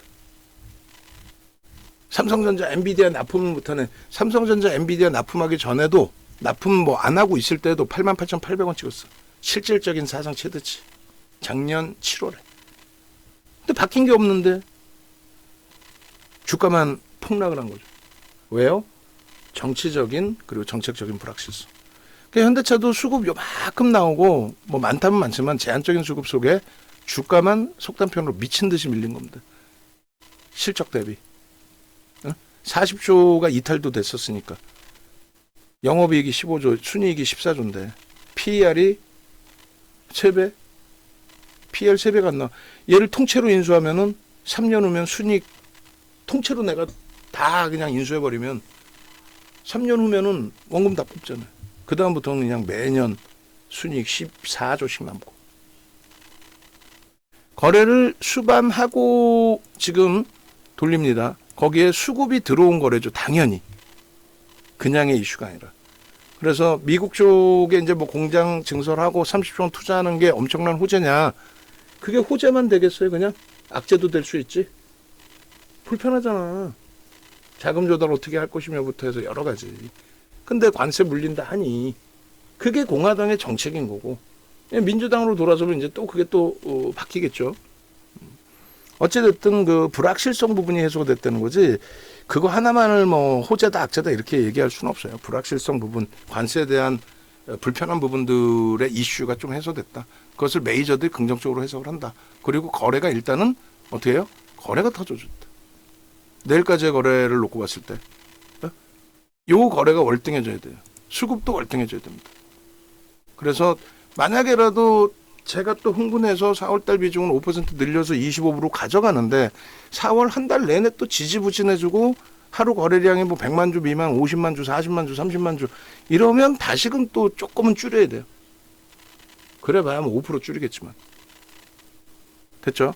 그래서 일본 기준에 이제 갭상승 나온 부분만큼을 다 미끄러져 내려가서 좀 짜증스러운 부분이 있긴 합니다만 뭐 요때 잘 공격적으로 또 추가적인 전략을 잡아냈고 왜 거래 수반되고 양봉이라서 그리고 요때부터 지금 계속 밀릴 때마다 계속 뭐 비중 적으신 분들은 사실이라고 말씀드리는 거고 5% 비중을 추가적으로도 편입하실 수 있는 범위라고 말씀드리는 거예요. 지극히 이제 일봉뿐만 아니라 주봉 특히 이제 월봉의 거래량 우려했는데 이틀이면은 5MA, 20MA 거래량은 넘길 거고 다음 달 거래가 이제 기대되죠. 터트리면서요. 그럼 25만 원? 아이 사상 최대치 고점 라인을 넘길 수 있다는 거예요. 이런 등락률이 나올 수 있다는 거예요. 얼마예요? 30%? 34%거든요. 그러면 내일하고 모레 좀 더 들어 올려놓고 34%면 요거 좀 넘기는 거예요. 펀더멘탈적으로 월등한데 왜 못 넘겨? 자, 그리고 SK 하이닉스예요. 여기도 말이 길어질 것 같긴 한데 그냥 짧게 끊을게요. 24일 날 야간에 영상 올려놔드린 게 있으니까 얘도 단순 명료합니다. 얼마나 훌륭한 반도체 주들이냐면 삼성전자 하이닉스가 요때 있죠. 20년 요때 20년도 1월 2월 여러분들 기억도 못 하시죠? 우린 기억해. 왜요? 이게 사상 최대치 고점 넘긴 거예요. 삼성전자 하이닉스가. DB하이텍도 이 당시에. 시장 지수는 사상 최대치 택도 없었어요. 그리고 이제 코로나19 터지면서도 저점을 안 깨요. 그 정도로 실적이 좋았는데 이때는 비트코인 채굴을 위한 그래픽카드, 고사양 그래픽카드, 그리고 CPU가 많이 팔렸고 반도체가 많이 팔렸고 지금은 CPU가 아닌 GPU고 그때랑 비교 없을 만큼의 상상을 초월하는 실적이 형성돼 있고 근데 여기서부터 여기까지 지극히 정상적으로 올라간 건데 여기서부터 여기까지는 떨어질 이유 갖고 와보세요. 단 한 개라도 있나? 영업이익이 23년도에 마이너스 8조에서 마이너스 6조였나? 볼까요? 한번 봅시다. 이게 머니올라 방송 갖고 나갔을 때 그 실적 전망치 기준점인데 어디 있니 너?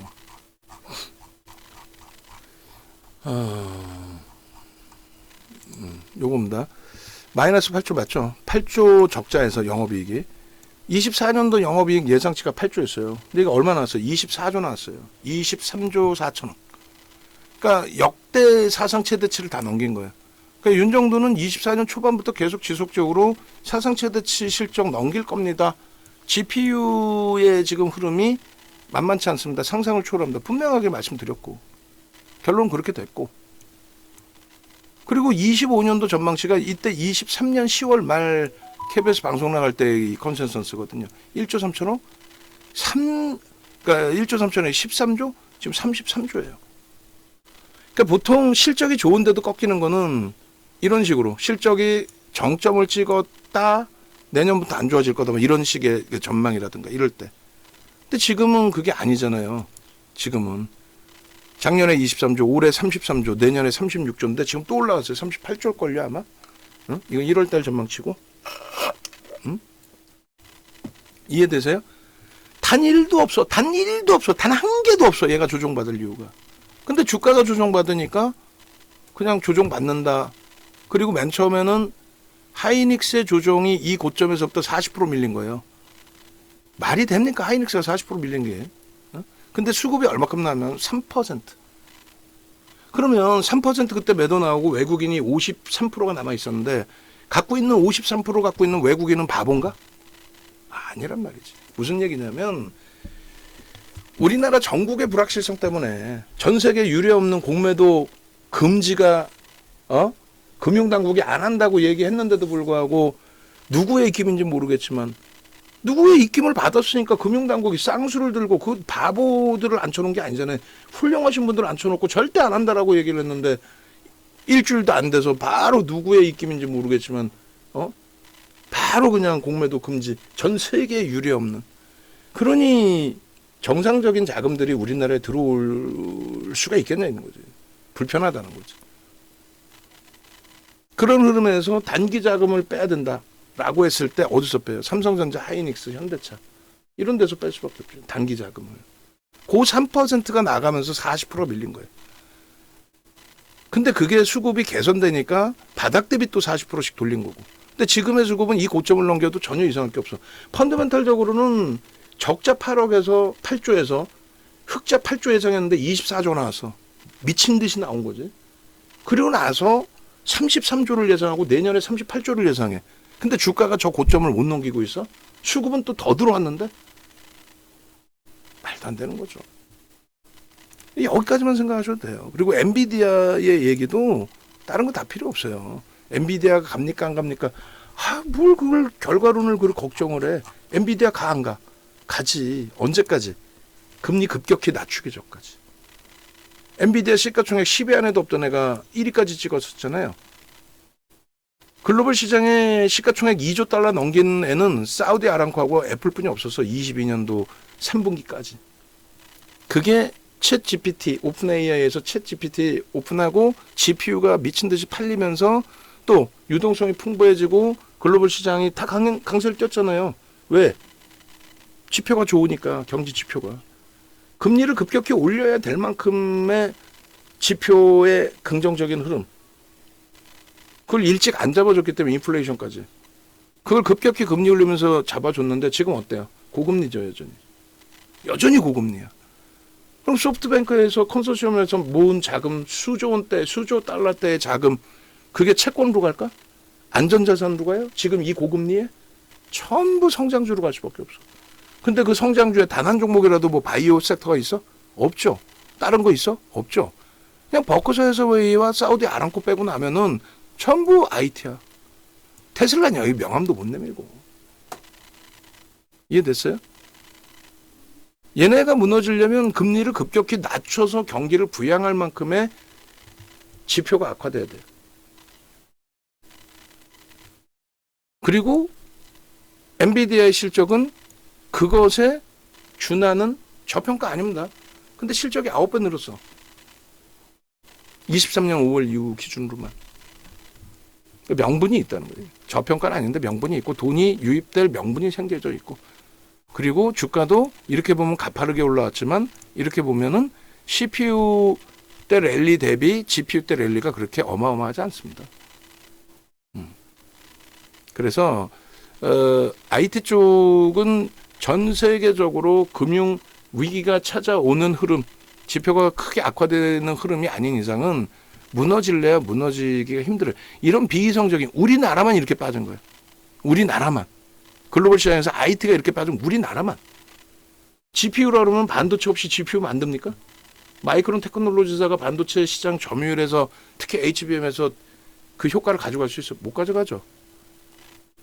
삼성전자도 엔비디아 납품 아니라니까. HBM이라는 자체는 반도체를 수직으로 쌓아 올린 거지 그 이상 그 이하도 아니에요. 엔비디아만 HBM을 쓰는 게 아니에요. 삼성전자 시장 점유율이 이래요. 엔비디아 납품 안 하고도. 응? 이조차도 모르고 방송 나와서 얘기하잖아. 하이닉스만 엔비디아 납품한다고. 근데 HBM 시장 전체적으로 따질 때는 하이닉스가 엔비디아에 납품 많이 할 뿐이지 HBM이라는 게 그냥 반도체 수직으로 쌓아 올린 거라니까. 성능 더 강화시킨. 그 다른 데다 납품하는 비중, 전 세계적인 그 비중으로 따졌을 때는 글로벌 시장의 비중은 이렇다니까요. 그래서 뭐 하이닉스가 하고 삼성전자 못 가 그런 개념이 아니고 삼성전자도 마찬가지입니다. 삼성전자의 실적 부분도 적자는 아니었죠. 얘는 흑자였는데 그 흑자 규모가 한 6조 했나요? 그게 이제 24조. 뭐 전망치보다는 좀 덜 나왔어요. 그래도 24조가 나온 거야. 그리고 올해 33조. 그죠? 30조. 근데 주가가 무슨 풀 뜯어먹는 것도 아니고 이 주가에 놓여져 있다는 게 말이 됩니까? 2020년도 주가? 2020년 초에 CPU 막말로 CPU 팔아먹을 때 주가 수준으로 내려와 있다는 게 지금 GPU에 HBM을 못 넣나 할지라도 전 세계적인 화폐 가치 훼손은 어떻게 할 거야? 인플레이션 효과 부분들. 수급만 꼬인 거예요, 얘만. 수급만. 외국인만 한 5% 가까이 빠져나왔어요. 외국인만. 야, 그럼 문제 있는 거 아니냐? 외국인 55%에서 단기 외국인 자금이 빠져나간 거지 중장기 자금은 빠져나가지를 않아요. 뭐 우리나라 지금 전쟁 난 것도 아니고. 전쟁 나면 시장의 동결이고. 요 흐름이 조금 전에 보신 하이닉스의 흐름인 거야. 아무 이유 없이 그냥 현금을 우리나라에서 빼야 되는 단 한 명도 지금 그런 해석 안 해주죠. 얘가 뭐 문제가 있는 것처럼. 아, 이때는 엔비디아 납품했어? 그냥 납품 수식만 갖고 이렇게 올라갔다고? 엔비디아 납품할 거로 생각해서 이렇게 외국인이 샀고? 하다 안 되니까 정치적으로나 정책적으로나 너무 불확실성이 형성되니까 7월입니다, 정확히. 뭐 개헌까지는 아니겠지만은 뭔가 좀 뭐 불확실성이 확장이 됐나 보죠, 그 당시 기준에. 그냥 단기 자금이 다 빠져나온 거지. 근데 지금 어때요? 굉장히 공격적으로 다시금 유입이 되기 시작합니다. 공격적으로. 그죠? 요거만 유지되면 돼요. 요거만 보면 돼. 거래가 터지느냐, 수급 들어오느냐. 뭘 그렇게 어려워. 여러분들이 무슨 뭐 삼성전자를 뭐 어떻게 분석할 거야. 윤정두도. 나와 있는 분석 내용에 대한 해석을 하는 거고, 예를 들어서 뭐 재무제표 다 보시면 다 좋은데 보시지 말라는 게 아니라 한국항공우주 같은 경우가 지금 흐지부지 됐지만 그 당시에 뭐 정치권의 논리에 의해서 분식회계를 했니 맞니? 분식회계를 했니 안 했니? 대형사가 그거 어떻게 잡아낼 거야 개인들이? 금양 어떻게 해? 감사하기를 거절 나왔는데 걔를 어떻게 12조까지 올라간 애들 그걸 뭐 재무제표 본다고 잡아낼 수 있을 것 같아 우리가? 아예 보시지 말라는 내용이 아니라 삼성전자에 대해서 검증도 안 되고 그냥 뭐 코멘트하는 그런 내용보다는 결국은 이 5% 수급 논리인데 이게 왜 빠져나갔냐에 대한 부분이 그냥 그렇게 짧게 생각하는 HBM 납품 못해서 그런 거는 말이 안 되는 거고 모르겠어요. 제 주장도 뭐 제 개인 주장이니까 너무 이제 뭐 정책적인 부분 불확실성 부분 때문에 그랬다. 그것이 이런 식으로 이제 뭐 좀 보시면 이해가 되실런지 모르겠는데 프랑스 까크 같은 경우가 작년에 여론조사를 했을 때요. 극우가 재정이 안 좋고 지금 좀 어려워지니까 프랑스도 극우가 투표 1위를 했어요. 투표. 응? 극우가. 그러니까 총선에서 완전히 끝난 게 아니라 여론조사라고 해야 돼요. 인기 1위였어요. 인기 1위. 그 불확실성 때문에 남들 다 날아갈 때 요렇게 21년도 고점 우리나라로 따지면 3,300이 이탈되는 흐름까지. 근데 뚜껑을 여니까 이제 극우가 3위로 밀렸을 거야 아마. 그럼 정상적으로 올라오는데 요게 요 흐름이요. 유럽이 어느 정도 흐름이었냐면 독일 보시면요. 저렇게 밀린 적이 없어요. 21년도 고점 넘기고 이번에는 더 큰 오버슈팅이 나왔고. 그러니까 이 독일이나 프랑스나 똑같이 움직였거든. 근데 그 정치적인 불확실성과 그것으로 인한 정책적인 불확실성에 대한 우려감이 우리보다 선진 시장이잖아 어찌됐든. 그럼에도 불구하고 이런 식으로 형성이 된다. 그러니까 우리나라만 유독 보시면은 글로벌 시장에서 22년부터입니다 정확히. 여기 있나 모르겠는데 22년부터 정확하게 우리나라만 유독 못 갑니다. 상승은 해요.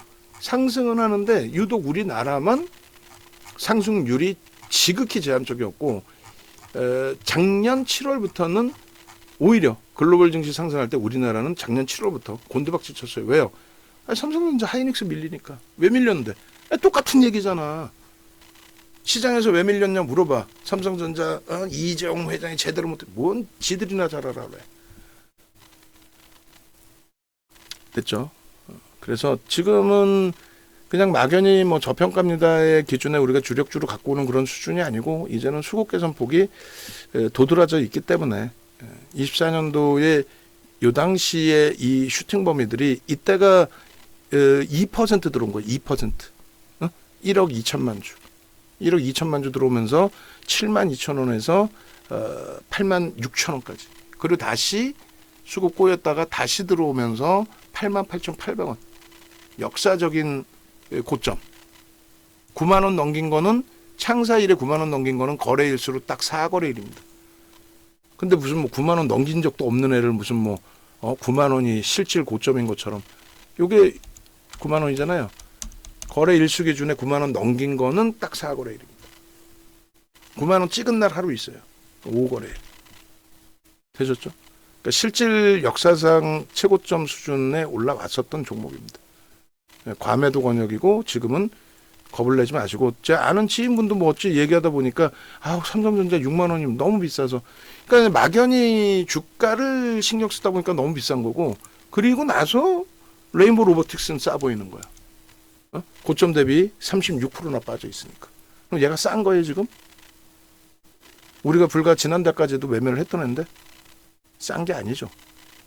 정신 똑 띠친게도 우리는.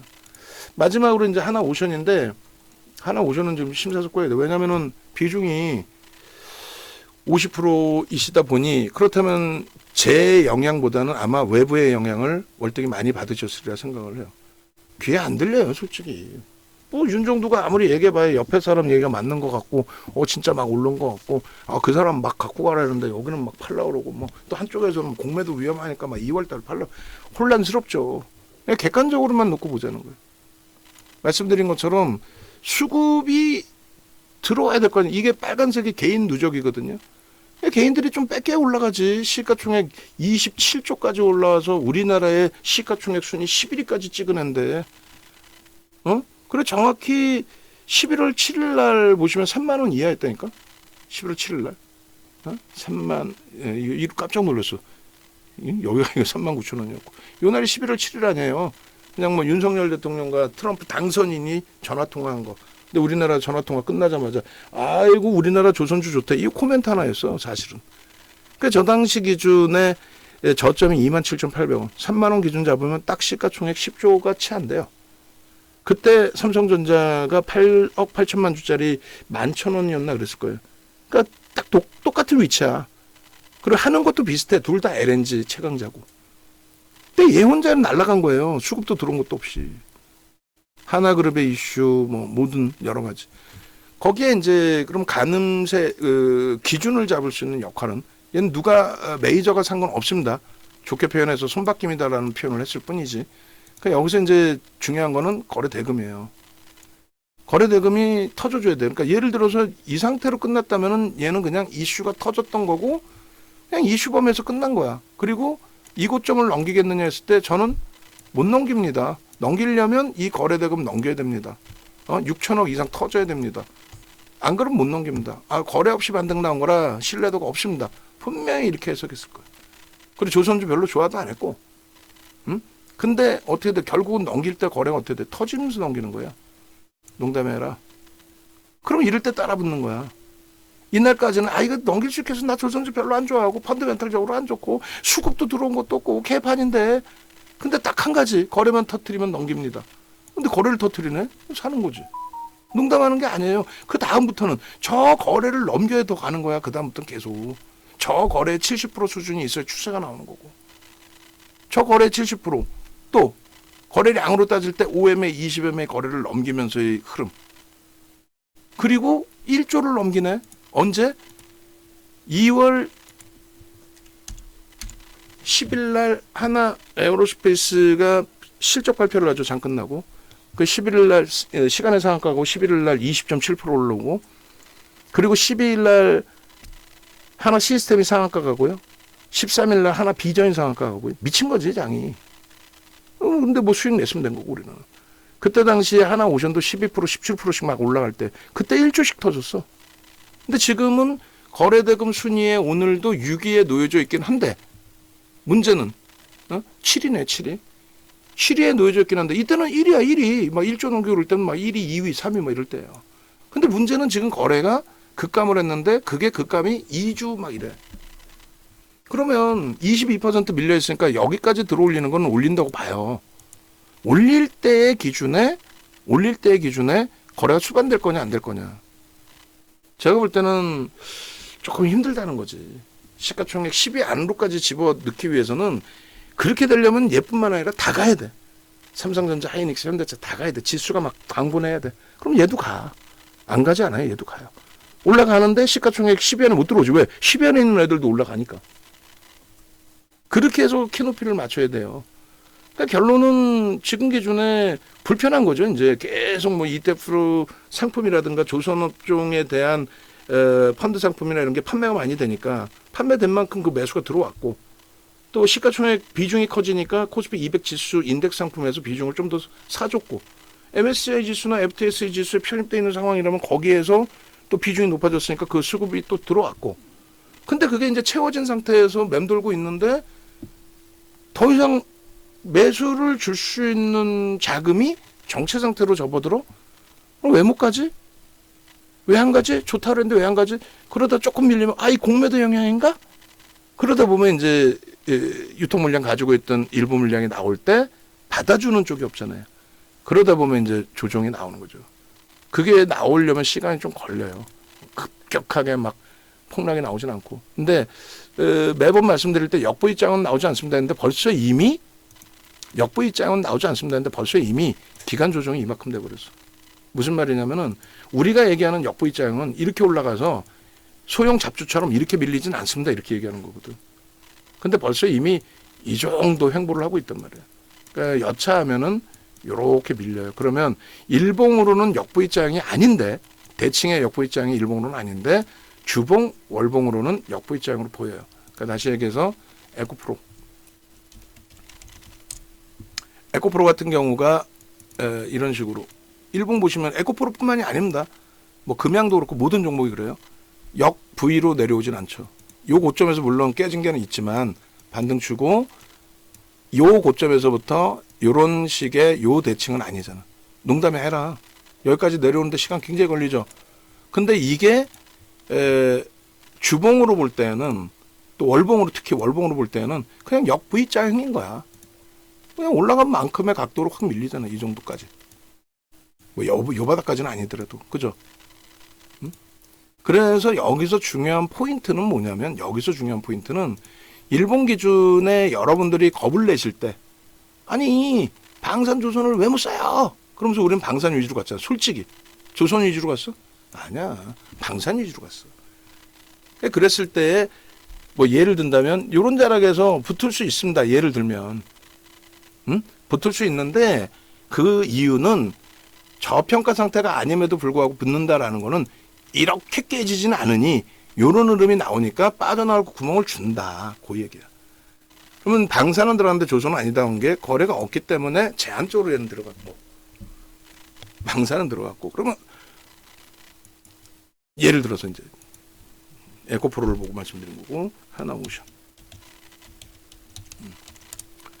그러니까 방산 위주로 조금 더 들어갔고 하나오션은 또 보여지는 수급이 제한적이다 보니까 근데 이제 지금의 위치에서 결론적으로 요 거래가 수반돼야 됩니다. 근데 이제 월말 이후에 공매도가 얘를 공격할 거냐? 풀 뜯어먹는 소리 한다니까. 가장 그냥 단순하게 말씀드릴게요. 옆에서 공매도가요. 정신 나간 애들 얘기하는 거 진짜 듣지 마세요.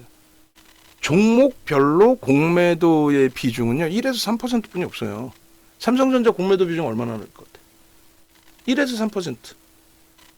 응? 하나오션 만약에 공매도 재개돼. 막 공매도 세력이 막 얘 때릴 것 같아? 어? 공매도 세력이라는 게 뭐야? 지극히 정상적인 자금을 운영하는 쪽이 공매도를 하는 거죠. 외국계 기관 투자자네요. 예를 들면. 그 국내 기관 투자자는 공매도 안 해, 잘. 실력도 안 될 뿐더러 안 해. 했지만 그렇게 잘 안 해요. 근데 외국계에서 그러면 공매도를 한단 말이에요? 외국계에서. 그럼 하나오션이 누적 수급은 없다 할지라도 손바뀜 수급 다 있다 그랬죠. 그러니까 저점 물량 차익 실현했고 고점에서 새로 산 물량 있잖아. 공매도 막 때려. 근데 얘가 만약에 돈이 좀 더 들어와 있는 상태 들어오고 있어. 그거 1에서 3%를 못 받아내? 그리고 하나오션을 떠나서 하나에어로스페이스 작년 10월부터 지금까지 6% 매수했어요. 정확히 못 갖춰요. 제 기억이 6%인데 작년 10월부터 6%로 제 기억을 하는데 한번 보죠. 작년 12월? 10월? 12월? 12월부터 해볼까? 12월부터? 작년 12월 1일부터 한번 봅시다. 농담이 아니라. 뭐 진짜 뭐 말 같지도 않은 거 공매도 얘기에 다들 뭐 겁을 내시고 이 몇 프로야 이렇게 되면은 6%가 안 되겠구나. 내가 그럼 뭘 6%를 받지? 어느 종목을 잠깐 계산해 보죠.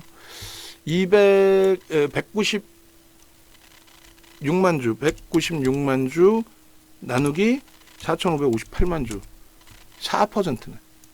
어찌됐건 4.3이에요. 그럼 4.3%인데 공매도가 대략적으로 종목별로의 비중이 1에서 3% 정도.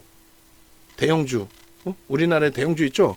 공매도 비중이 1에서 3%뿐이 안 돼. 종목별로. 그게 어떻게 하는 거냐면 KLX 들어가면은 그 순위가 나와요. KLX 들어가면은 그 순위가 어떤 식으로 나오냐면은 우리나라 현재 공매도 비중 가장 높은 종목 1위부터 순위가 쫙 나와. 금액 기준으로 1위부터 순위가 쫙 나오고. 이해되세요? 그래서 실질 그 공매도에 대한 내용, 그런 내용들을 다 놓고 보시게 되면은, 야, 이건 뭐 말 같지도 않은 소리들에 우리나라가 공매도를 금지했네 이렇게 된다고. 박순혁 같은 그 이상한 애들 때문에. 그럼 그 얘기를 누가 들었는지, 금융지식이 없는 사람이 금융당국에 지시를 내렸으니까 갑자기 금지된 거 아니야. 그거 시간 되면 나중에 보여드릴게요. 예전에 충분히 방송에서 보여드리고. 그래서 결론적으로 하나오션 같은 경우에도 그러면 오늘 이제 뭐 비중이 50%이신 분이 질문을 주신 거니까 어떻게 하면 좋을까 했는데 뭐 그렇게까지 겁먹으실 필요는 없을 것 같은데 제가 판단할 때는. 그리고 지금 뭐 물론 민감할 수밖에 없죠. 민감할 수밖에 없는데 매수 평단이 이제 뭐 7만 원대 초반이시라고 말씀드렸는데 얘가 원체 변동률이 있는 친구라서 막연히 뭐 얘를 7만 원대 이 정도 기준이신 것 같아요. 7만 700원 매수 단가가. 그래서 지금 7만 700원으로 기준 잡으면은 2,700원이니까 작지 않죠. 4, 7에 28, 4% 정도 손실이 되겠네요. 근데 금액이 있으니까 금액으로 따지면 굉장히 큰 금액이 된단 말이에요. 근데 항상 계산하실 때는 금액으로 따지시면 안 돼. 내가 100억을 넣었어. 100억을 넣어서 4%면 4억인데? 응? 근데 1억을 넣었어. 그럼 400만 원인데? 근데 그게 4억과 400만 원 그 금액의 크기를 얘기하는 게 아니라 그렇게 따지면 그 가늠자 역할, 가늠할 수가 없기 때문에 결론은 퍼센테이지로 따져야 돼요. 근데 하나오션 같은 경우가 하루의 변동률이 또다시 이렇게 나온다는 보장은 없지만 하루짜리 기준에 저고점에서도 17%씩 또 이런 날은요 역시나 17%씩 그런 변동이 나왔던 종목이에요. 그럼 처음부터 앞으로는 처음부터 종목을 들어가실 때 벌써 이미 슈팅이 나와 있으니까 들어가는 거잖아요. 근데 여기서 슈팅이 나올 때하고 지금하고 또 차이가 나지. 지금 이제 시가총액 12, 13위? 여기서 슈팅 뭐 진짜 나 조금만 수익 나면 돼. 거짓말쟁이들. 얘가 따블 났다니까 또 여기서 더 간다니까 막 사는 거 아니에요. 그러면서 따블까지는 필요 없고 50%만 수익 내자. 근데 막상 들어갔는데 조금 밀리면은 이걸 내가 왜 샀지? 겁이 난단 말이지.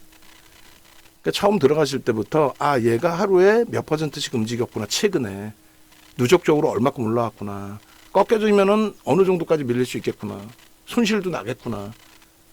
어느 정도는 감안하셔야 돼요. 근데 일단은 그래 정리를 해드리면 두 가지로 설정을 해드릴 텐데 비중이 너무 높으니까 일단은 종가가 아니더라도 비중이 높으니까 뭐 절반을 정리하겠다.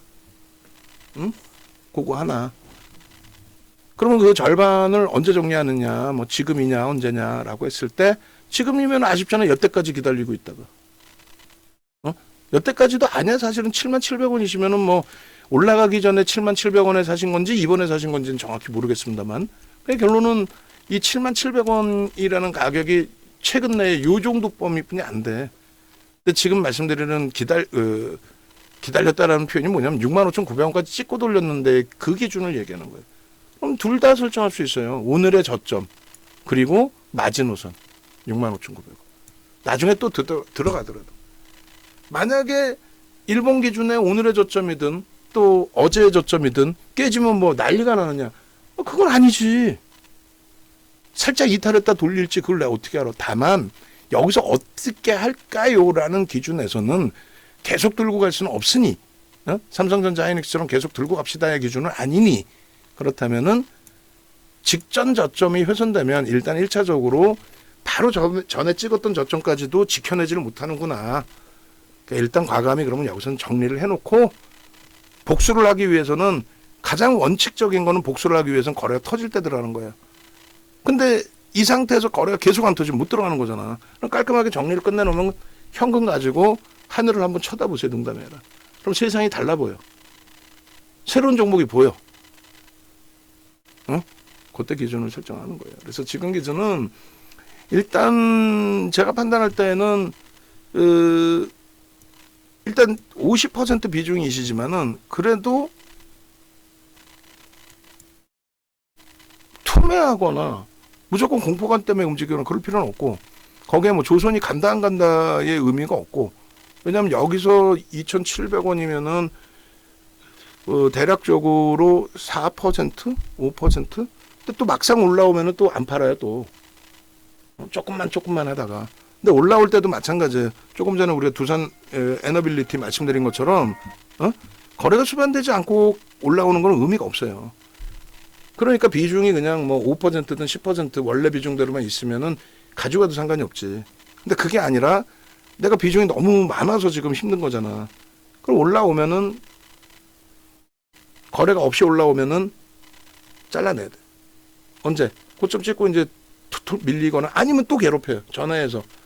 지금 어떻게 할까요? 그럼 1대1로는 그건 불법이잖아. 그럼 전체적으로 지금 설명하는 거 아니에요? 이런 식으로 대처해야 됩니다라고. 그래서 쉽게 말씀드리면 가져가세요. 가져가시되 그 편입하신 단가에 오면은 비중 조절 못해서 지금 애가 다른 거잖아요. 그러니까 단가 정도 오시면 질문을 빠르게 주시든, 아니면 그 정도 단가 오면은 그때 돼서 정리를 하든. 그리고 뭐 오늘 종가의 절반은 뭐 정리하셔도 상관은 없습니다만, 왜냐하면 뭐 개파락이 크게 나온다 이렇게 생각하지는 않아요, 사실은. 그럼에도 불구하고 비중이 높아서 불편하시면 종가의 뭐 절반 이상을 정리하셔도 되고, 전량 정리하셔도 상관없습니다. 전량 정리하셔도. 왜 더 높은 가격에 사도 돼. 세게 갈 것 같으면. 그래서 일단은 뭐 저라면 종가 정리도 그렇고 그냥 일단은 요걸 마지노선으로 잡아놓으세요. 여기를 마지노선으로 잡아놓고 6만 뭐 6천 원 수준을 마지노선으로 잡아놓고 여기서부터 손실이 더 있더라도 그래놓고 거기가 훼손되면 그때는 뭐 절반이 아닌 전량을 정리하시고, 아시겠죠? 거기가 훼손되면 만약 뭐 내일 뭐 살짝 갭으로 내려와서 그래도 다 정리 일단은. 그리고 만약에 이제 돌려지면 거래가 어마어마하게 실리지 않는 한 매수 단가 뭐 7만 원 명목 가격이니까 여기서 좀 움직이겠죠. 거래가 어마어마하게 실리지 않는 한 여기서 뭐 3분의 1이든 절반을 정리하는 걸로. 그리고 다시 포지션 짜자고. 여기서 뭐 급격한 조정 나올 가능성은 제한적으로 해석을 합니다. 그렇다고 뭐 폭등이 나온다는 쪽도 솔직히 조금은 제한적으로 봐요. 이 정도 거래들은 터져줘야 돼. 최소 범위의 거래는 최근 내 기준으로 잡았을 때 기본적인 이제 뭐 3에서 5%의 가격 반발력 정도라고 한다면 그래도 한 500만 주는 터져줘야 되겠죠. 그리고 뭐 흔히 얘기하는 슈팅, 한 10%또 변동을 나왔으면 좋겠다. 그 정도가 되려면 일단 무조건 5천억 이상 1조 가까이 터져야죠. 그리고 저 앞전 고점 넘길 때는 무조건 1조 이상 1조 5천억이 터져야 돼. 그걸 역산해서 거래량 계산해 보시면 돼요. 그래서 결론은 검색기에 뭐 오늘 하나도 없죠. HLB 하나 떠 있네 또. 그래서 이제 이런 예를 들어서 그런 내용들이 기술적으로 다 맞아 떨어지면 이런 식으로 다 떠요. 윤정두가 제일 싫어하는 바이오도 뜨고, 네이처셀 HLB 아까도 보셨잖아. 우리 매매한다니까. 다만 오늘 기준은 네이처셀 굳이 안 한다는 거고, HLB 작년 1, 4분기, 2, 4분기 다 거래했잖아요. 하한가 맞았어 우리 방? 하한가 맞았으면 폭파했겠지 지금. 하한가 맞기 전에 그 전에 한참 전에 다 정리하고 나오잖아. 거래가 없는데 뭘 들고 가. FDA 승인 같은 소리 하고 있어. 승인 나와도 점상 안 나와요. 네이처셀이 장난을 치는 거였지. 그래서 지금까지 얘기한 모든 기술적인 내용은 검색기에 다 포착이 된다. 그리고 뭐 그 부분을 떠나서 하여간에 결론은 포트폴리오 구성에서 좀 어려우신 부분이 있으시면 무조건 전화해서 포트폴리오를 전달을 해주세요. 그럼 제가 설정을 해드릴 테니까. 됐죠? 굉장히 뭐 길게 녹화돼서 뭐 1시간 이상인 것 같은데 얼마야? 2시간이네. 1시간 40분이야. 이거 누가 들을 수 있을까? 그래서 라이브 방송과 외부에 계신 분들의 차이가 될 수밖에 없어요. 좋든 싫든 들으실 수밖에 없는. 그래서 네이버에서 윤정도 검색하시고 유튜브 찾아오시고 유튜브에서 윤정도 검색하셔도 되고 그렇게 해서 이 검색기 이렇게 보시면은 뭐 이게 왜 이렇게 클릭수가 많이 나오는지 모르겠어. 그 4,000개가 나왔어. 두산 에너빌리티가. 그래서 이거 보시면 검색기 이렇게 나와 있으니까 신청하시고 그리고 네이버에서 윤정도 검색하시면 이렇게 공식 홈페이지가 있습니다. 그 공식 홈페이지 찾아오시고 그렇게 해서 전화번호 있으니까 함께 하시고 그리고 변동성 매매의 기준은 무조건 뭐 하나 오션이 됐든 오늘의 레이처셀이 됐든 또 HLB가 됐든 무조건입니다. 무조건. 검색기에 뜬 것만 하시면 돼요. 자, 하나비전을 제가 망설였었잖아요. 이제는 매수세를 냅니다. 왜냐하면 기술적인 부분에 지금 하나비전 욕심도 내고 뭐 한다 뭐 이렇게 얘기했는데 뭐 어떤 저도 매수세를 내기 위한 명분이 있어야 되잖아. 근데 지금 하나비전이 떴어. 검색기에. 그랬다는 거는 자체 거래, 전체 시장의 거래, 또 거래 대금, 또 추이 추세 다 감안해서 움직임이 나왔다라는 해석이 되는 거라서 하나비전을 매수세를 냅니다. 이게 검색기인 거예요. 그리고 우리는 이제 예를 들면 꼭 단기 변동성만이 아닌 수익 매매로 비중을 5% 범위 내에서는 공략을 하고 있는 거잖아요. 그러니까 뭐 오늘 2%의 변동이고 아직까지는 그래서 매매 사인을 지금 냅니다. 낼 테니까 그것까지 참조하십시오. 전화번호 이렇게 나와 있으니까 검색기의 종목이 뭐 수십 개 수백 개 나와서 거기서도 또 고른다면은 검색기의 의미가 없죠. 근데 매수 매도 사인 명확히 나오고 하는 거니까 특히 HTS 버전은 방 안에 계신 유료 회원님들 중에서도 설정 범위가 잡히는 거니까 58,000원, 57,900원, 800원 이렇게 공방인데 58,000원으로 매수한 낼게요. 그렇게 하고 3차 목표 주가 65,000원으로 생각보다 크게 안 밀리고 뭐 변동은 확장돼서 밀리긴 했었습니다만 가장 빠르게 지금 돌리고 있는 기준이고 그리고 검색계 뭐 2,400개 종목에서 2개 떴는데 HLB 우리가 들어갈 건 아니니까 여기다가 기준 잡아놓을게요. 영상은 뭐 올라가는데 꽤 시간이 걸릴 것 같은데 해서 올려드립니다. 아이고 긴 시간 들으시느라고 고생하셨고 외부에 계신 분들은 합류하시고 일단은 마지막까지 하나비전 맞아 볼 텐데 거래가 어마어마하게 실리지는 않아요.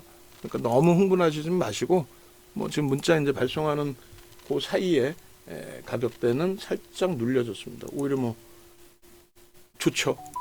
오히려 외부에 계신 분들도 그렇고 57,800원 그렇게 나가도 될 것 같습니다. 자, 영상 하나비전도 영상 올려주시고